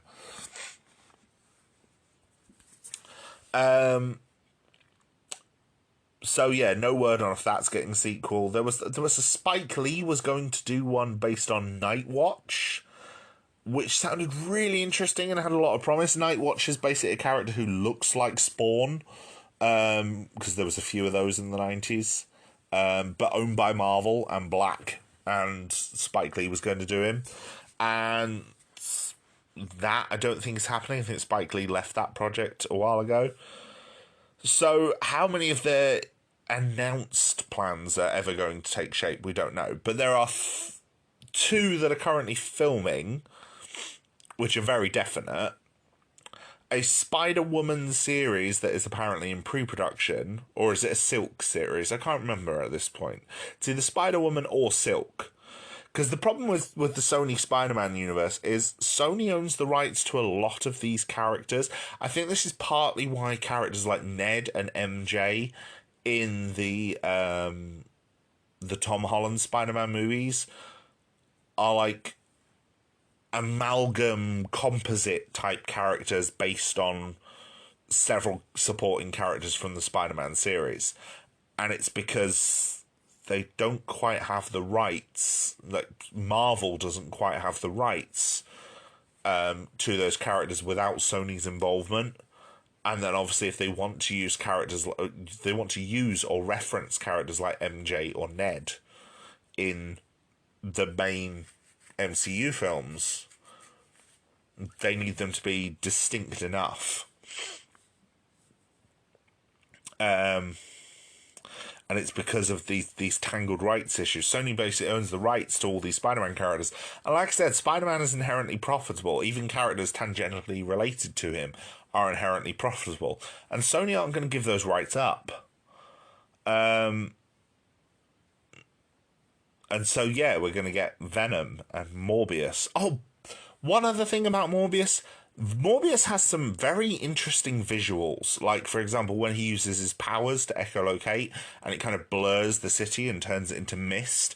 It's a very cool visual. The credit sequence, the title sequence, has the most boring, bland placeholder visuals I have ever seen. Looks like something out of a student project, but not like a university level, like basic high school level. I'm just learning how to Photoshop, and I can do naffle with video editing myself, and even I know it looks amateurish.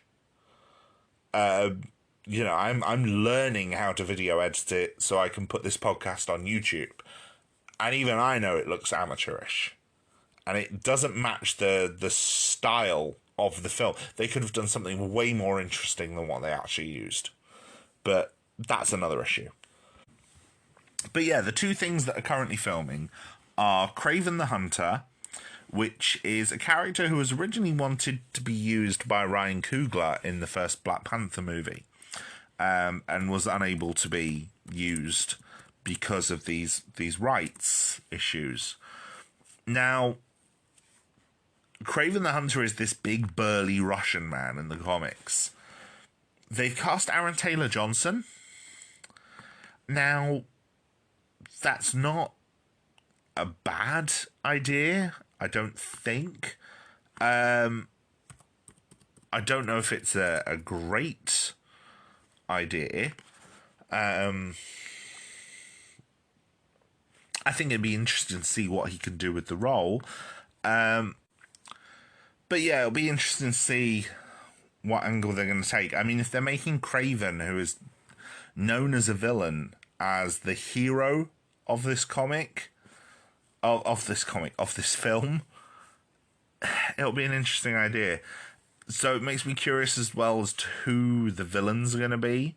Apparently Christopher Abbott and Alessandro Nivola have both been cast as the villains. They're actors I don't know. I don't know who they are. But yeah, it'd be interesting to see. I think with Kraven, I need to see a trailer to decide whether I'm really interested in it at all or not. Madam Web, on the other hand, though, Madam Web, from everything I'm hearing on rumours, I am much more intrigued by.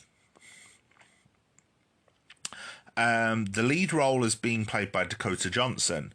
Madam Web in the comics is a seer. She is an old, blind seer who is able to see into the future. She has these precognitive visions, and she's able to see the future. And she was a key supporting character in the 90s Spider-Man cartoon series.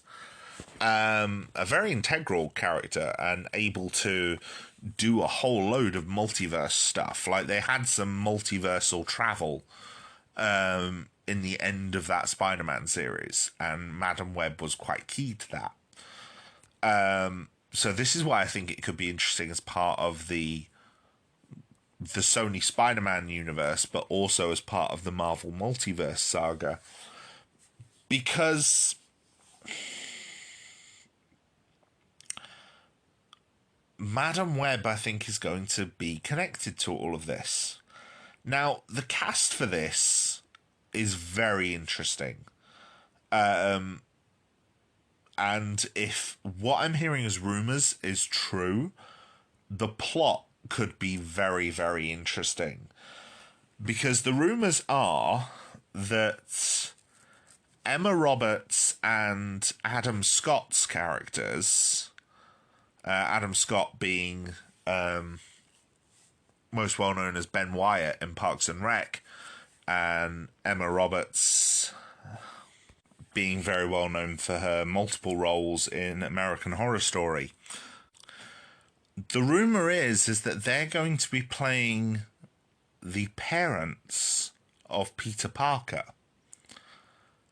and that this film is going to be a period piece, or at least set sometime in the past.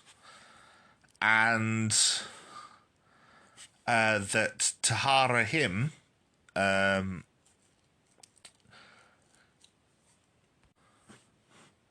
rumour is that he's going to be playing a character from the comics called Ezekiel. Now, Ezekiel debuted in a mid-2000s run on the comics written by Babylon 5 creator J. Michael Straczynski. And Ezekiel was introduced as a character who was much older than Peter, but had the same powers. But he'd gotten his powers in a much darker way. And Ezekiel explained to Peter that there were totems, like animal totems. And Peter was just the latest inheritor of this spider totem. Sort of in the same way to how, the Black Panther is a mantle that's passed down. The spider is a mantle that's passed down. And Ezekiel was linked to that.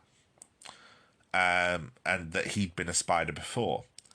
And it was then revealed that there is a killer who hunts totems, known as Morlun. And Morlun was quite vampiric, shall we say. He's very much styled after a vampire, very ancient clothes, long hair. And that Morlun is hunting totems to drain their power. And eventually this led into the Spider-Verse movie.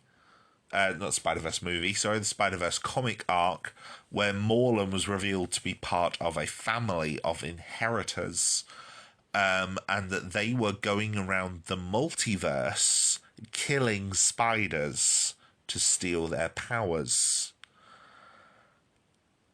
And, this involved all these characters like Madam Web and Ezekiel and Peter and Miles and Spider-Gwen and all these other great characters, and sort of led to them all teaming up against the Inheritors.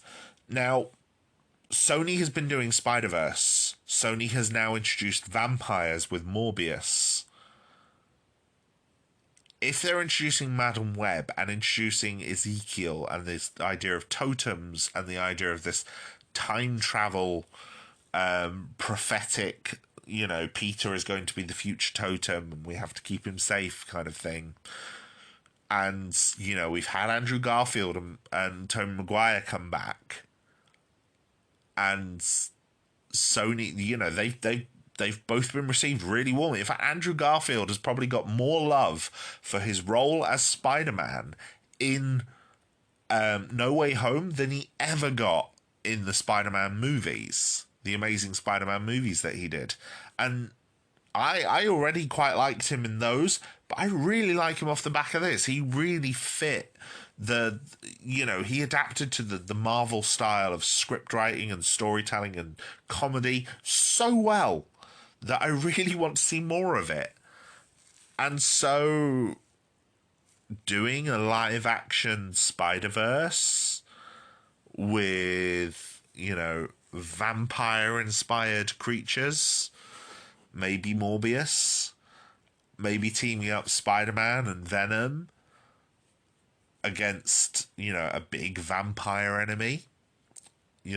Maybe throwing in the Sinister Six or elements of that, which Sony has been trying to get off the ground for years at this point, and, doing Morbius and Vulture as the Sinister Six, or, the groundwork for the Sinister Six, adding in Kraven and maybe Venom and a couple of others.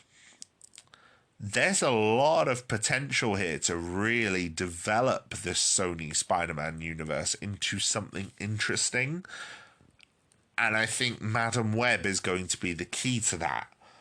So this is out in 2024, which it puts it quite firmly into Phase 5. And so I'm very intrigued as to what's going to happen with it and what it's going to mean, and whether it ties into the MCU or not. I think Madam Web is going to be very interesting. The final film that they have currently in development, besides obviously a Venom sequel, is El Muerto. Now, El Muerto is a character, a Mexican luchador, who has superhuman strength, and he's appeared in like 3 comic books ever. He's a really recent character. And Sony's CinemaCon panel in April, they announced that Bad Bunny will play him. And the film is going to be, it was recently announced that the film is going to be directed by Jonas Cuarón Elizondo.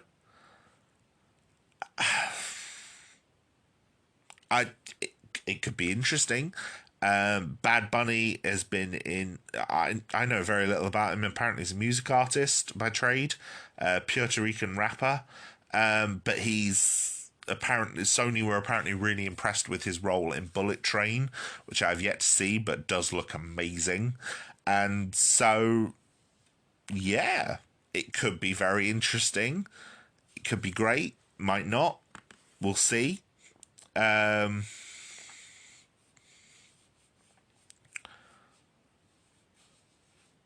So yeah, what other Sony things come out of all this? I don't know. I believe Silk is still expected. And I think they're planning to have her played by Tiffany Espenson, who played the character of Cindy Moon in Spider-Man Homecoming. Cindy Moon is the character of Silk. In the comics, she's again another recent character who was hidden away by Ezekiel to keep her safe from Morlun. So again, ties into Ezekiel. And she got her powers from the same spider that bit Peter Parker. She was in the room with him in the comic books. And so it could be interesting. It's apparently going to be a TV series or a streaming series. Development began a couple of years ago, and there's been no news about it since. But I do think Phil Lord and Christopher Miller, who are behind Spider-Verse, are still listed as executive producers. So we'll see. You know, I think the latest news for it came in 2020. So it's still up in the air, but I think Amazon wanted to move forward with it and develop a whole load of other Sony-inspired series. So it could be interesting. We'll see. I think there is potential here with the projects they have announced to turn this Sony universe into something, whether that something links into the MCU or not. And I think they need to build a mythology and really kind of tie it together and not be too reliant on Spider-Man trickery like they did with the Morbius trailer, and make people think it's going to be important to Marvel. You know, it can be its own thing. It should be allowed to be its own thing. And Madam Web, I'm interested in the concept of it being its own thing, its own Spider-Man story, based on what I've heard about it. But, you know, then the double-edged sword comes in, because it's like something like Kraven I'm really not interested in. So we'll see. So, now that I've explained everything that's in the Multiverse Saga, where is it all heading? So far, for Phase 6, we know of 4 properties. The first is the most recently announced one, which is the long-expected Deadpool 3. And in classic Ryan Reynolds fashion, in a series of videos, he revealed that the, quote, one idea he had for Deadpool 3 was to bring Hugh Jackman back as Wolverine. And Hugh Jackman has confirmed that he is coming back as Wolverine, completely separate from Logan, not affecting the ending of Logan in any way, but in a way that brings Deadpool and Wolverine together, and will presumably see them fight, as well as possibly multiversal shenanigans, because I think at the end of this film, no matter what else happens, Deadpool is going to be in the MCU's Earth as opposed to the X-Men's cinematic universe, or XCU. So yeah, MCU, not XCU. But I don't think the same is going to happen with Wolverine. I do not think Wolverine will be... Hugh Jackman, I do not think will be Wolverine going forward in the MCU. And I think fans need to get over that idea. We have had a reference to the MCU version of Wolverine in She-Hulk. It was like a blink and you miss it news story in episode 3, I think. It was quite early on. About a man with clawed hands and a knife in a bar fight. So, yeah, Wolverine is coming. We're going to get the MCU's own version of Wolverine. And I think he's going to appear sooner rather than later. But I think we might have this Deadpool Wolverine cameo crossover thing first. But we'll see. I mean, there's been rumours that Wolverine might be appearing in several things. We've already had Madripoor appear in Falcon and the Winter Soldier. And Madripoor is a location from the X-Men comics that is very heavily linked to Wolverine and his history. So I'm glad Hugh Jackman's coming back. Hugh Jackman was never particularly... I mean, he's great as Wolverine, don't get me wrong. I really like his performance as the character of Wolverine in those films. However, that character to me doesn't quite feel like the Wolverine that I've been reading for decades. Not in the same way that, say, the X-Men cartoon series version does, or some of the game versions have. And it's because Hugh Jackman is a very much a leading man. And Wolverine, as much as he's led his own comics, to me doesn't work best as a leading man. He always works best as part of the ensemble. And, you know, Wolverine is always described as a bit odd and a bit weird. He's a runt. He's... he's described as stinky, and smelly, and he's kind of, a grizzled wild man. Hugh Jackman isn't that. Hugh Jackman is very chiseled, very good looking, and quite tall. So, yeah, it'll be interesting. Deadpool 3 is going to be directed by the guy who did Free Guy. I've forgotten his name now. Sean Levy, I want to say. I really enjoyed Free Guy. I thought the action in it was fantastic. And I quite like the story of it as well. So, yeah, I think that would be good to see. Ryan Reynolds as Deadpool, he's not the perfect Deadpool for me. But again, it's one of those, he's an actor with such a passion for playing the character. Like, he did the travesty that was X-Men Origins Wolverine because he wanted to play this character. He basically used his portrayal as Hannibal King in Blade Trinity. as an audition tape to play Deadpool. Because he didn't play that character as Hannibal King, he played him as Deadpool. And I don't have a problem with it. The first two Deadpool movies, I enjoy the first one a lot more than the second one. I do think the second one has a better plot, but I think the jokes are a lot weaker, and I think some of the writing is very bad. It uses fridging, which is a trope I absolutely hate. It's one of my least favourite tropes in fiction, and, you know, it uses it in such an obvious way, and a character like Deadpool would really comment on that in the comics.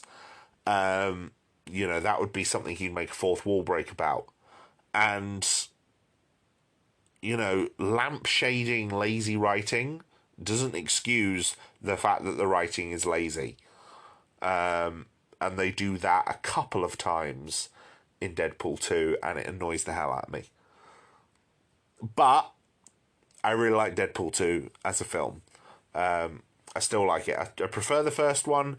If I was to, to sit down and give me a choice of the two of them, I'd prefer the first one. But the second one isn't terrible. It's not unwatchable. And there's a lot of good elements to it. I hope if Deadpool comes over to the MCU, I hope some of the other characters do too, especially Zazie Beetz as Domino. I thought she was brilliant in the second film. Definitely one of the highlights. Colossus, maybe. Negasonic, Vanessa. Yeah, they'd all be great to see in the MCU. But how much the MCU is going to use them or Deadpool moving on, I don't know. Because a lot of films tend to stop at the trilogy. And, you know, this will be Deadpool's third film. But Ryan Reynolds seems to want to keep playing this character, so I say bring them all over with him. It's fine with me. Fantastic Four is the next thing that we've had announced for Phase 6. It's supposed to be the first major film in Phase 6. We know it's coming. It looks good. Well, I say it looks good. We've seen nothing of it.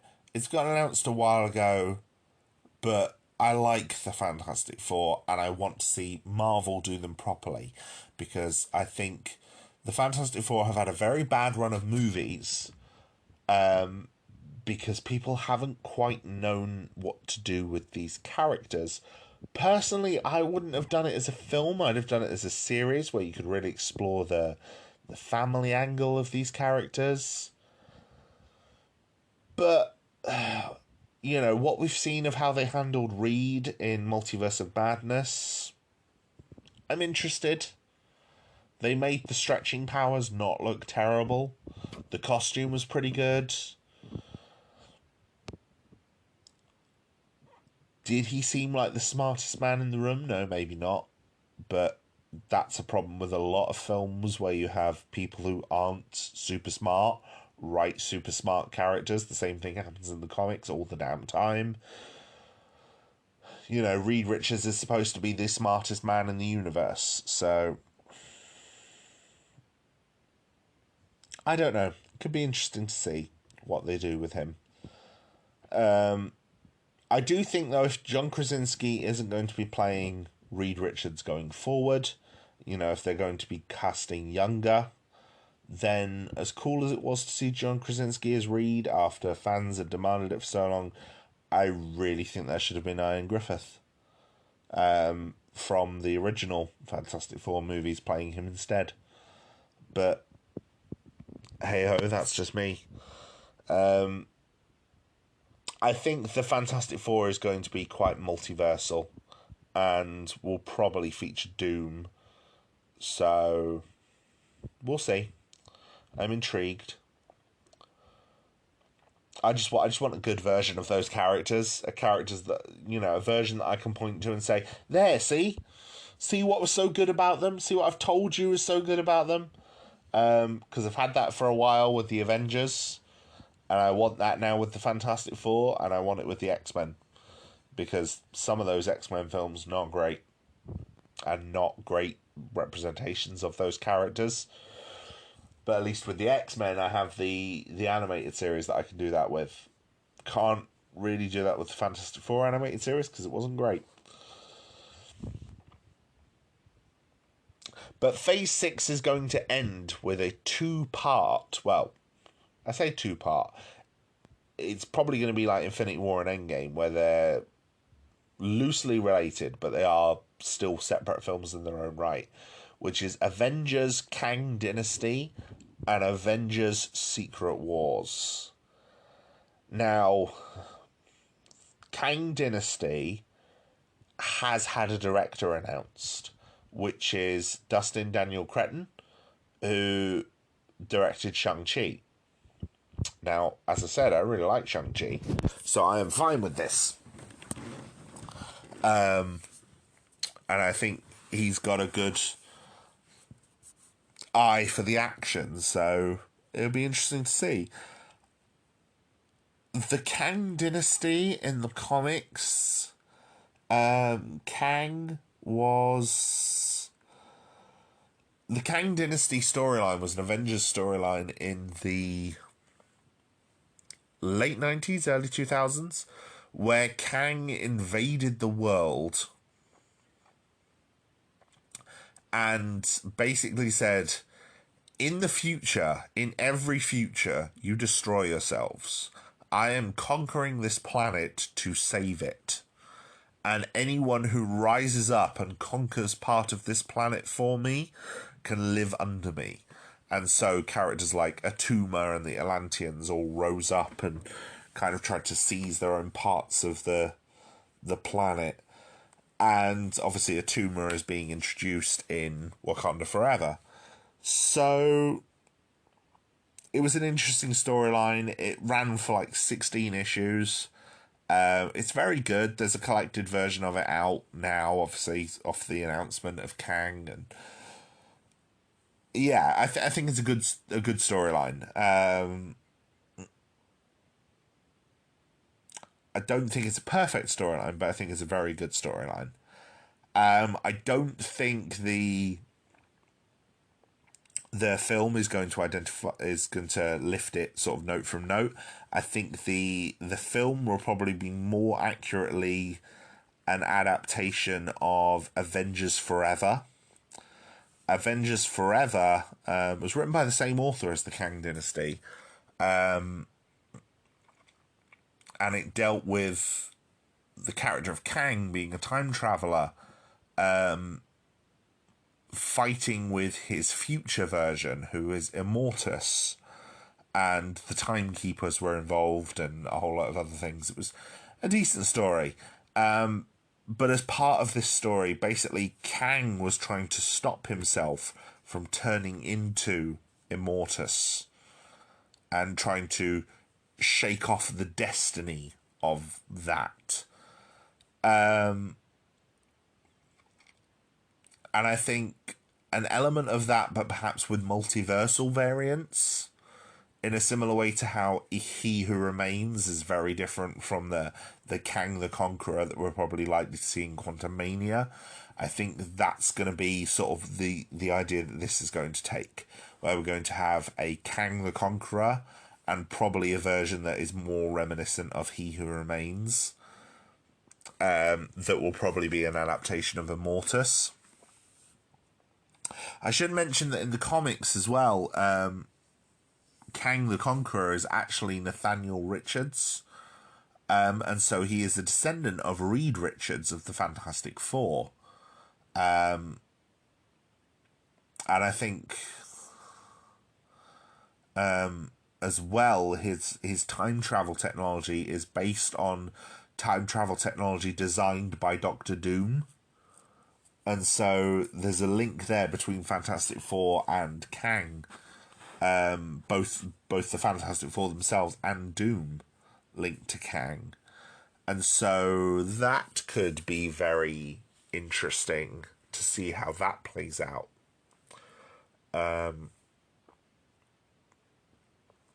So yeah, we'll see how that plays out. And then Secret Wars. Secret Wars is what everyone has been theorizing this whole multiverse thing has been building to since it started. Now, Secret Wars is originally a 1985 comic, which was designed to sell toys. Like, literally, it was designed to promote an action figure line. Where a character called the Beyonder gathers a whole load of Marvel heroes and Marvel villains and plonks them on a world and tells them, if you defeat your enemies, everything you desire shall be yours. And, you know, it was a 12-part story. You know, you had several members of the Avengers and the X-Men teaming up. There were conflicts because of things like Magneto being put on the hero's side to the much to the chagrin of the Avengers. You had the Fantastic Four being without Sue Storm. You know, so they weren't complete as a team, and they were worried about if they'd ever be able to, you know, Reed and Johnny especially were worried about whether they'd ever be able to get back to her. And, you know, the main focus of the story towards the end was Doom. Doom stole the power of the Beyonder and was able to defeat Galactus and Ultron and Kang the Conqueror and a couple of the other villains that were involved, and become the main villain of the end of it, because Doom is amazing and he can do stuff like that. And this version of the story actually got adapted into the Spider-Man animated series, the 90s one, for its final story arc, where they brought together Spider-Man, Captain America, the Fantastic Four, Storm of the X-Men, and a couple of other characters. I think Iron Man was involved. And the villains they picked were all Spider-Man villains, because it was on the Spider-Man cartoon series. But again, Doom was involved. And Doom, again, stole the powers of the Beyonder and had to be beaten by Spider-Man and the others. Now, the modern Secret Wars, though, was a storyline written by Jonathan Hickman, and it was the culmination of his Avengers run at the time, which was phenomenal. I think was the run that really cemented Jonathan Hickman for me as one of my favourite writers, and made me so excited when he came to X-Men a couple of years ago. Now, when he created it, he created two series. One was Avengers, and one was New Avengers. And in New Avengers, he had Tony and Cap gather a big grouping of the Avengers. They gathered like 18 different members altogether. So you had Hawkeye, Black Widow, Hulk, Thor, Spider-Man, Wolverine, I think, was still involved as well. You know, a lot of the characters that you kind of expected, but then they brought in newer characters that maybe you didn't expect, like Shang-Chi and Cannonball and Sunspot from the New Mutants, and, you know, a time-lost version of Hyperion from the Squadron Supreme world, and brought them all together as a new Avengers team. I think Carol was involved as well, Captain Marvel. But yes, a big Avengers team to tackle all of the threats that could possibly be thrown towards them. And there were a lot of quite existential sci-fi threats. There were these creatures called the Builders who were trying to wipe out different worlds, and all sorts of interesting plot threads. Then they announced, then New Avengers debuted, and New Avengers focused on the characters of the Illuminati. So this was a new version of the Illuminati. So it was Reed Richards, Tony Stark, Beast in place of Professor X, who was dead in the comics at the time, Black Panther, Doctor Strange, and Captain America, and I think I'm missing a couple, but not important. And in New Avengers, Reed revealed that he'd learnt of incursions. Essentially, the multiverse was dying. An incursion would happen, and it would always be centered on Earth, where two Earths would meet, and there'd be an incursion point, and around this incursion point, the two Earths could interact. And essentially, there would be a window of time where they had to destroy the other Earth, like a whole planet Earth, completely populated and everything, to save both universes, or both universes would collide into each other and be destroyed. And these incursions started happening more and more frequently. And one of the incursions happened in Latveria. So Doctor Doom learned about it. One of them, they destroyed the other planet using the Infinity Gauntlet, and it shattered the stones into pieces. And the enormity of what they did made Cap turn on the Illuminati, and so Strange wiped his memory. There was even a crossover at like the midpoint of this arc called Infinity, which had New Avengers and the own Infinity miniseries. And basically each of them told a new chapter in the stories. It was like an 18-part crossover all told. Like 6 issues of each title plus the 6-issue Infinity series. And it was great. The Avengers were off-planet. They were fighting against the Builders in space. Meanwhile, the Illuminati were reaching a breaking point as the toll of destroying all of these Earths with greater and more destructive super weapons was really starting to take a toll on them, and keeping this secret from everyone was affecting them. And then at the same time, Black Bolt, that was the last member, because he becomes important in this arc. At the same time, with the Avengers off-planet, Thanos and his Black Order attack planet Earth. And this was the storyline that introduced the Black Order. And obviously, they were quite prominent in Infinity War and Endgame. And, yeah, they attack Earth and, fight the Illuminati, fight the Inhumans. It leads to the destruction of the Inhuman city of Attilan, releasing the Terrigen Mists around the world, which transform people into Inhumans. Not everyone, but, people around the Earth with, ancestral Inhuman DNA have it awakened and become Inhumans, which is what happened to characters like Kamala Khan. And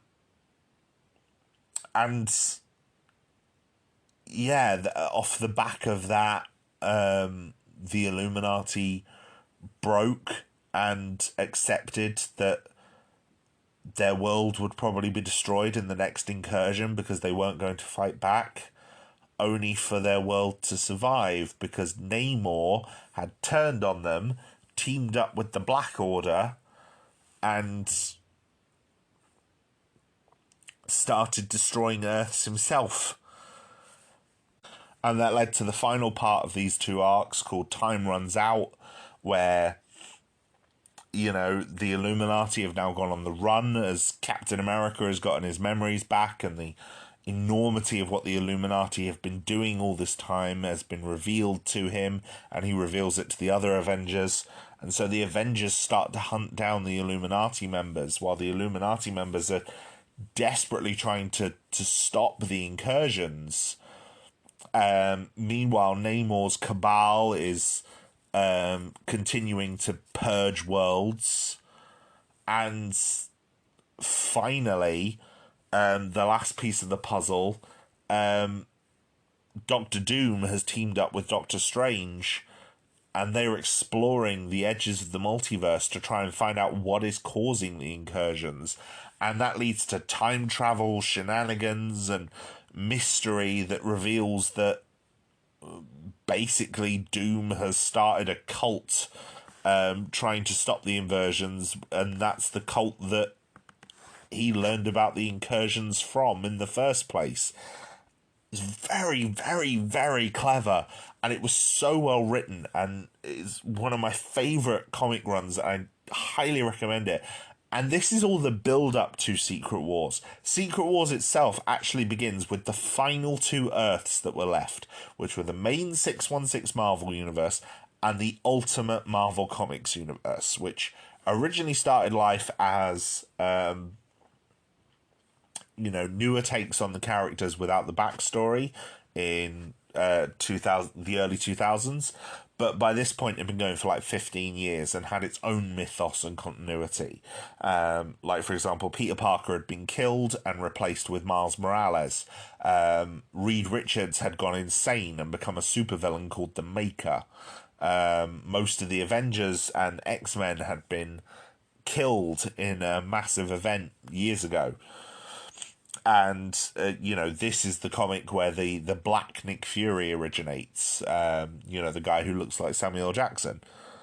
And, yeah, it turns out that in their world, the Maker, the evil version of Reed, he's the one that learnt about the incursions. And he's the one that's been destroying Earths. And it's... he then teams up with the Cabal and, tries to fight the Avengers. Meanwhile, the Fantastic Four, who have now made up, start gathering an arc, realising that they're about to lose the multiverse. And Doom is confronting the Beyonders to try and stop the end of everything.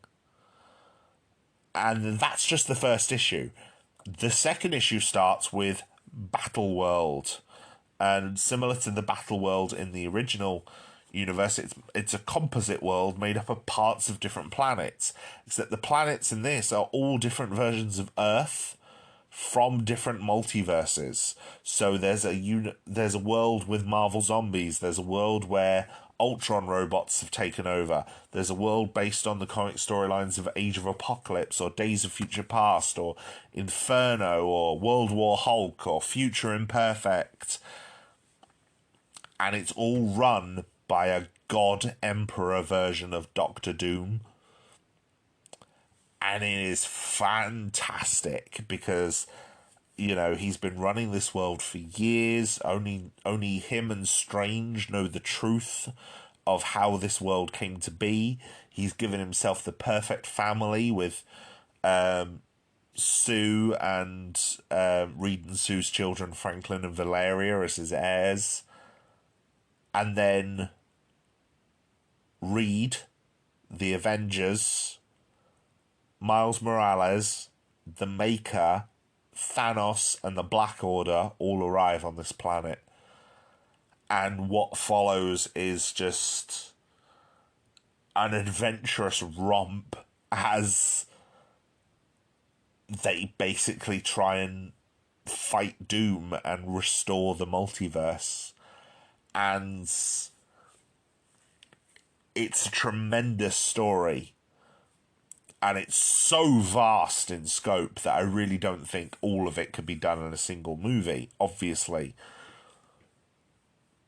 But there are definitely going to be elements of that used in Secret Wars here.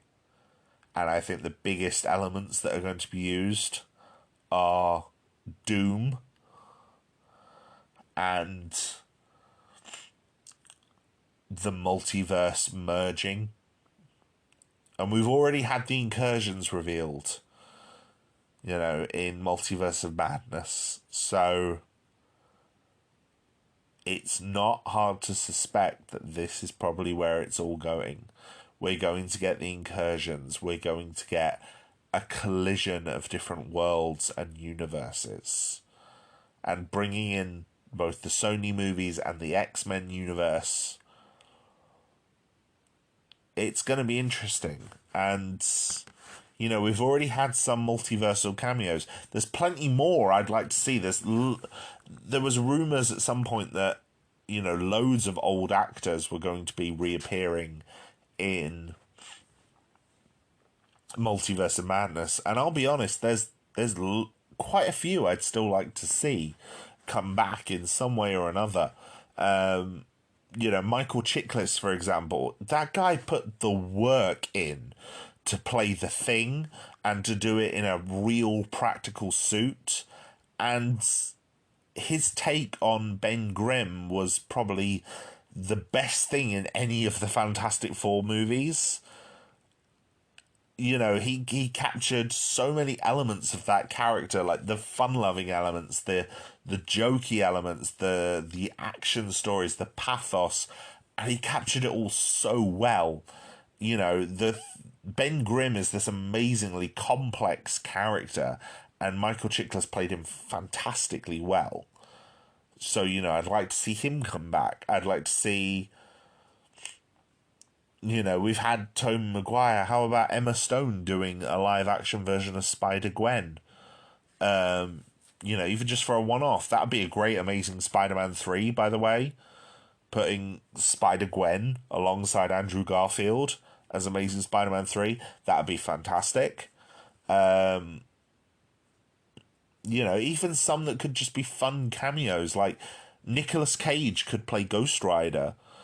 There's already a Ghost Rider in the MCU. He appeared in Agents of S.H.I.E.L.D., but he got given his powers by another Rider who was quite clearly Johnny Blaze, but we never saw untransformed. So, have that other Rider be Nicolas Cage. That could be great. Or someone like Jennifer Garner, I wasn't a huge fan of the Elektra film. In fact, I can't stand it, but she was definitely one of the best things in it. She's a very interesting take on the character, and Marvel have already shown with Andrew Garfield that the right script can redeem a character.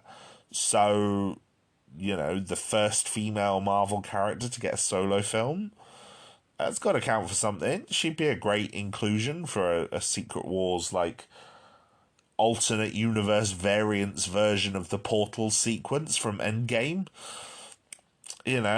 That could be really fun.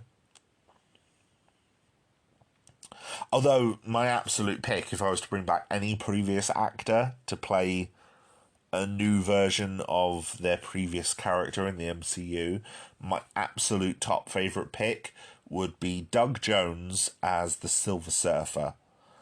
I love the character of the Silver Surfer. I think Doug Jones is a great actor. His roles on Star Trek Discovery have shown that he is a brilliant actor. He's a fantastic performer as well as an actor, in terms of his physical performance. And, he's got a great face and a great voice. Let him use them. Don't dub him over with people like Lawrence Fishburne or David Hyde Pierce like they did in Hellboy. And, Stan Lee admitted once that his favourite character to write was the Silver Surfer. So the idea of bringing Stan Lee's own admitted favourite character to life in the MCU, I think Doug Jones would be a great character, a great person to play him. Whether he would or not, I don't know, but he's already familiar with the character, and I think he'd be great. And I think the fact that we never got a Silver Surfer movie with him in the title role back in the day is a damn shame. But yeah, I think Secret Wars is going to be good. I think, a big final battle with a whole load of multiversal variants. I think that's definitely where we're expecting this to go. And it could be amazing. So, yeah, it could be absolutely fantastic. And I'm very much looking forward to seeing it. Now, it does leave thoughts in the mind that with the Multiverse Saga now planned out and us expecting an ending for it, even though we don't know everything that's going to be in Phase 6, and we probably won't do for a while, the thing that I can't help but wonder is what's going to happen afterwards. Not that I'm wishing my life away or wishing for whatever's next, but I don't think, unlike many people, I don't think that there's a natural shelf life to superheroes, to superhero films at least. I mean, these characters have been persisting and existing in comic books for 60, 70, 80 years in some cases. And I think as long as the stories are good, people will come back and watch them. And people will talk about them, and people will keep discovering them. But the recent swell of content in Phase 4 and how it seemed a bit bloated at times. You know, there's more content in Phase 4 alone, and it's not even finished yet, than there is in the entire Infinity Saga. You know, for most people. Because most people don't see the existing Marvel television shows as being part of the MCU. If you count things like Agents of S.H.I.E.L.D. and the Marvel Netflix stuff, and Cloak and Dagger and Runaways and Agent Carter and all the rest of them like I do, then obviously the Infinity Saga is way bigger. But if you just count the movies, like a lot of people do, you know, the recent output from Marvel Studios, the television series, well, the streaming series, I should say, like Falcon and the Winter Soldier and Loki and She-Hulk, you know, the fact that they're made by Marvel Studios, they're made by the same team who are involved in those movies, gives them more of an air of credibility to a lot of people. And, you know, there's definitely a much stronger visual consistency between those products and the films than there is with, say, something like Daredevil or Agents of S.H.I.E.L.D. and the films. So I completely get it. And I wonder if by the end of this Multiverse Saga, at the very least, will it just look too much to most people to get back in on? I hope not, because I think there's still a lot of amazing stories to tell. Like, the X-Men are very absent from all of this, and while I'm not sure how well the X-Men could work in a world where heroes like the Avengers are praised, even with things that we've seen in Spider-Man or She-Hulk, where some characters can be ostracized, you know, or even with difficulties that characters like the Falcon can face. For the most part, heroes are beloved. And so introducing the X-Men, whose whole thing is they're a race of people that are hated and feared, and obviously the clear allegories that has to racial discrimination, sexual discrimination, gender discrimination that we see every day in the modern world, and the raw politicism of that. It'll be interesting to see what Marvel does with those characters and how they approach them, and whether they tell their stories in a longer form way, like a series, you know, an 18-episode series centered around the X-Men. That'd be really good. Just saying. You're doing bigger series with Daredevil. Come on, don't let me down. And this is on top of all these characters, you know, introducing a new concept like the X-Men is on top of the existing characters persisting. You know, someone like Thor Love and Thunder works as a really good epilogue for Ragnarok and his arc in Endgame. because a lot of Thor's actual character arcs are finished. So the character of Thor doesn't need to come back. He probably will, but he doesn't need to. Same with Hawkeye. A lot of Hawkeye's character arcs have finished. I'm happy with him just retiring with his family. Maybe making a mentor role with Kate Bishop occasionally. But I think he should retire. I think he should pass the torch to Kate and retire.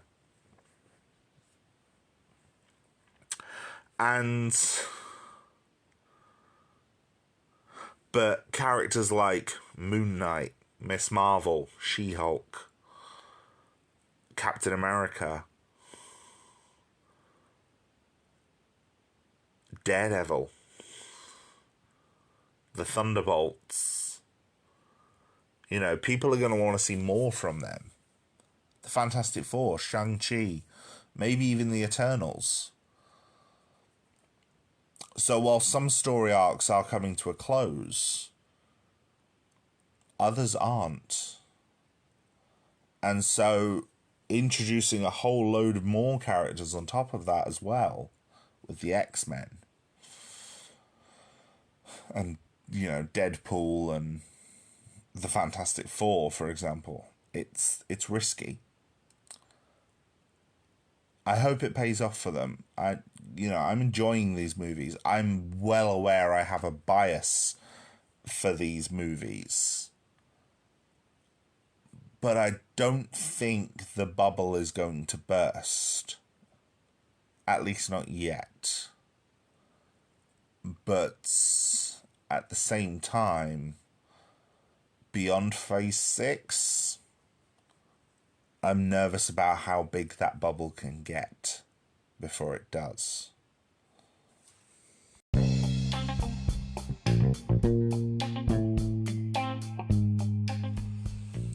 So, thank you once again for listening to me, my friends. It's been wonderful to have you for another episode of Garhdo Goes Geek.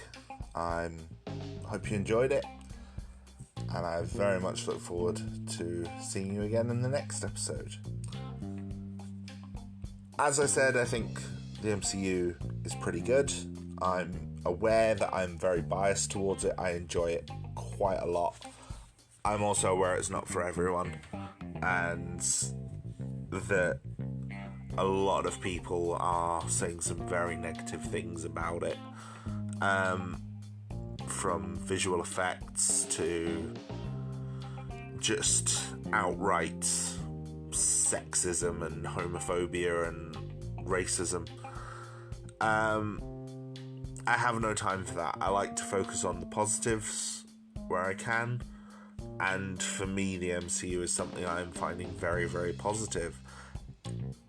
Growing up and reading comics for decades, reading comics through a lot of my childhood, the Marvel world was always kind of designed as the world outside your window, just with superheroes. And with the MCU, that's how it's felt to me. It feels real. It feels like a very developed world. And I'm really enjoying it. And long may it continue. So yes, I'm interested in a lot of this stuff. If you are too, maybe message me, reach out to me, tell me what thing are you most excited about. Personally, the thing I'm most excited about is probably Daredevil Born Again. But I'm also very excited for Secret Wars, knowing what the comic book story is all about. And I'm also, as I said, very excited for X-Men 97 and Madam Web, and very interested in where those are going. I'm probably going to leave the Marvel stuff for a while, at least the MCU stuff, on the podcast. I've talked about a lot of stuff with the MCU. I am going to do some more Marvel-focused episodes, but they're going to be focusing more on the X-Men. I'm going to be doing an episode next month looking at the X-Men animated series. And then next year is the 60th anniversary of the X-Men. So I'm planning on doing a discussion of the X-Men as a franchise, as a whole, and what I love so much about it, and some of its history, because I think the X-Men's history is quite fascinating, in universe and out of universe, and I might discuss the film series at some point. I think the next time I talk about the MCU, it's probably going to be talking about the TV stuff that I haven't discussed yet. So things like Agents of S.H.I.E.L.D., Agent Carter, Inhumans, maybe Cloak and Dagger and Runaways as well. We'll see. And that's probably going to be next year again, because next year will be 10 years since the first episode of Agents of S.H.I.E.L.D. So I think that's as good a time as any to talk about it. Until then, though, look after yourselves. As always, take care of yourself. Look after your mental and physical health as best as you can. Times can be hard. Sometimes you don't look after yourself in the best way. But as long as you keep moving forward and you're not actively harming yourself, then it's a win. Okay? Look after yourselves, guys. Reach out to me in the usual places if you want to discuss things more with me. There's the Discord, I'm on Twitter, I'm on Reddit. I've even started a Tumblr account again. I used to have one years ago, and I've restarted it because I tend to find a lot of Tumblr things secondhand on Facebook or Twitter, but usually quite enjoy them. So yeah, just search for Garhdo and you'll find me anywhere. Okay? Until next time, everyone, you look after yourselves, and I'll see you in the next episode.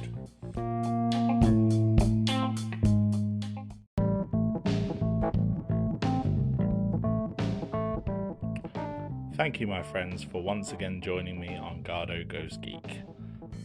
Your continued support for this podcast means the absolute world to me, and I am grateful for every single one of you who stays and listens to one of my episodes.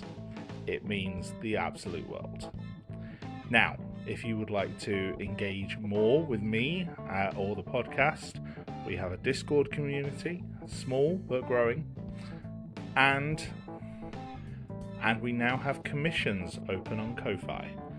So if there's a topic you would like to see me cover, you can pay me to cover it. All funds will be used for legal purchase of the relevant items where I do not have them. Have a look on the link tree for more information. Until next time, look after yourselves.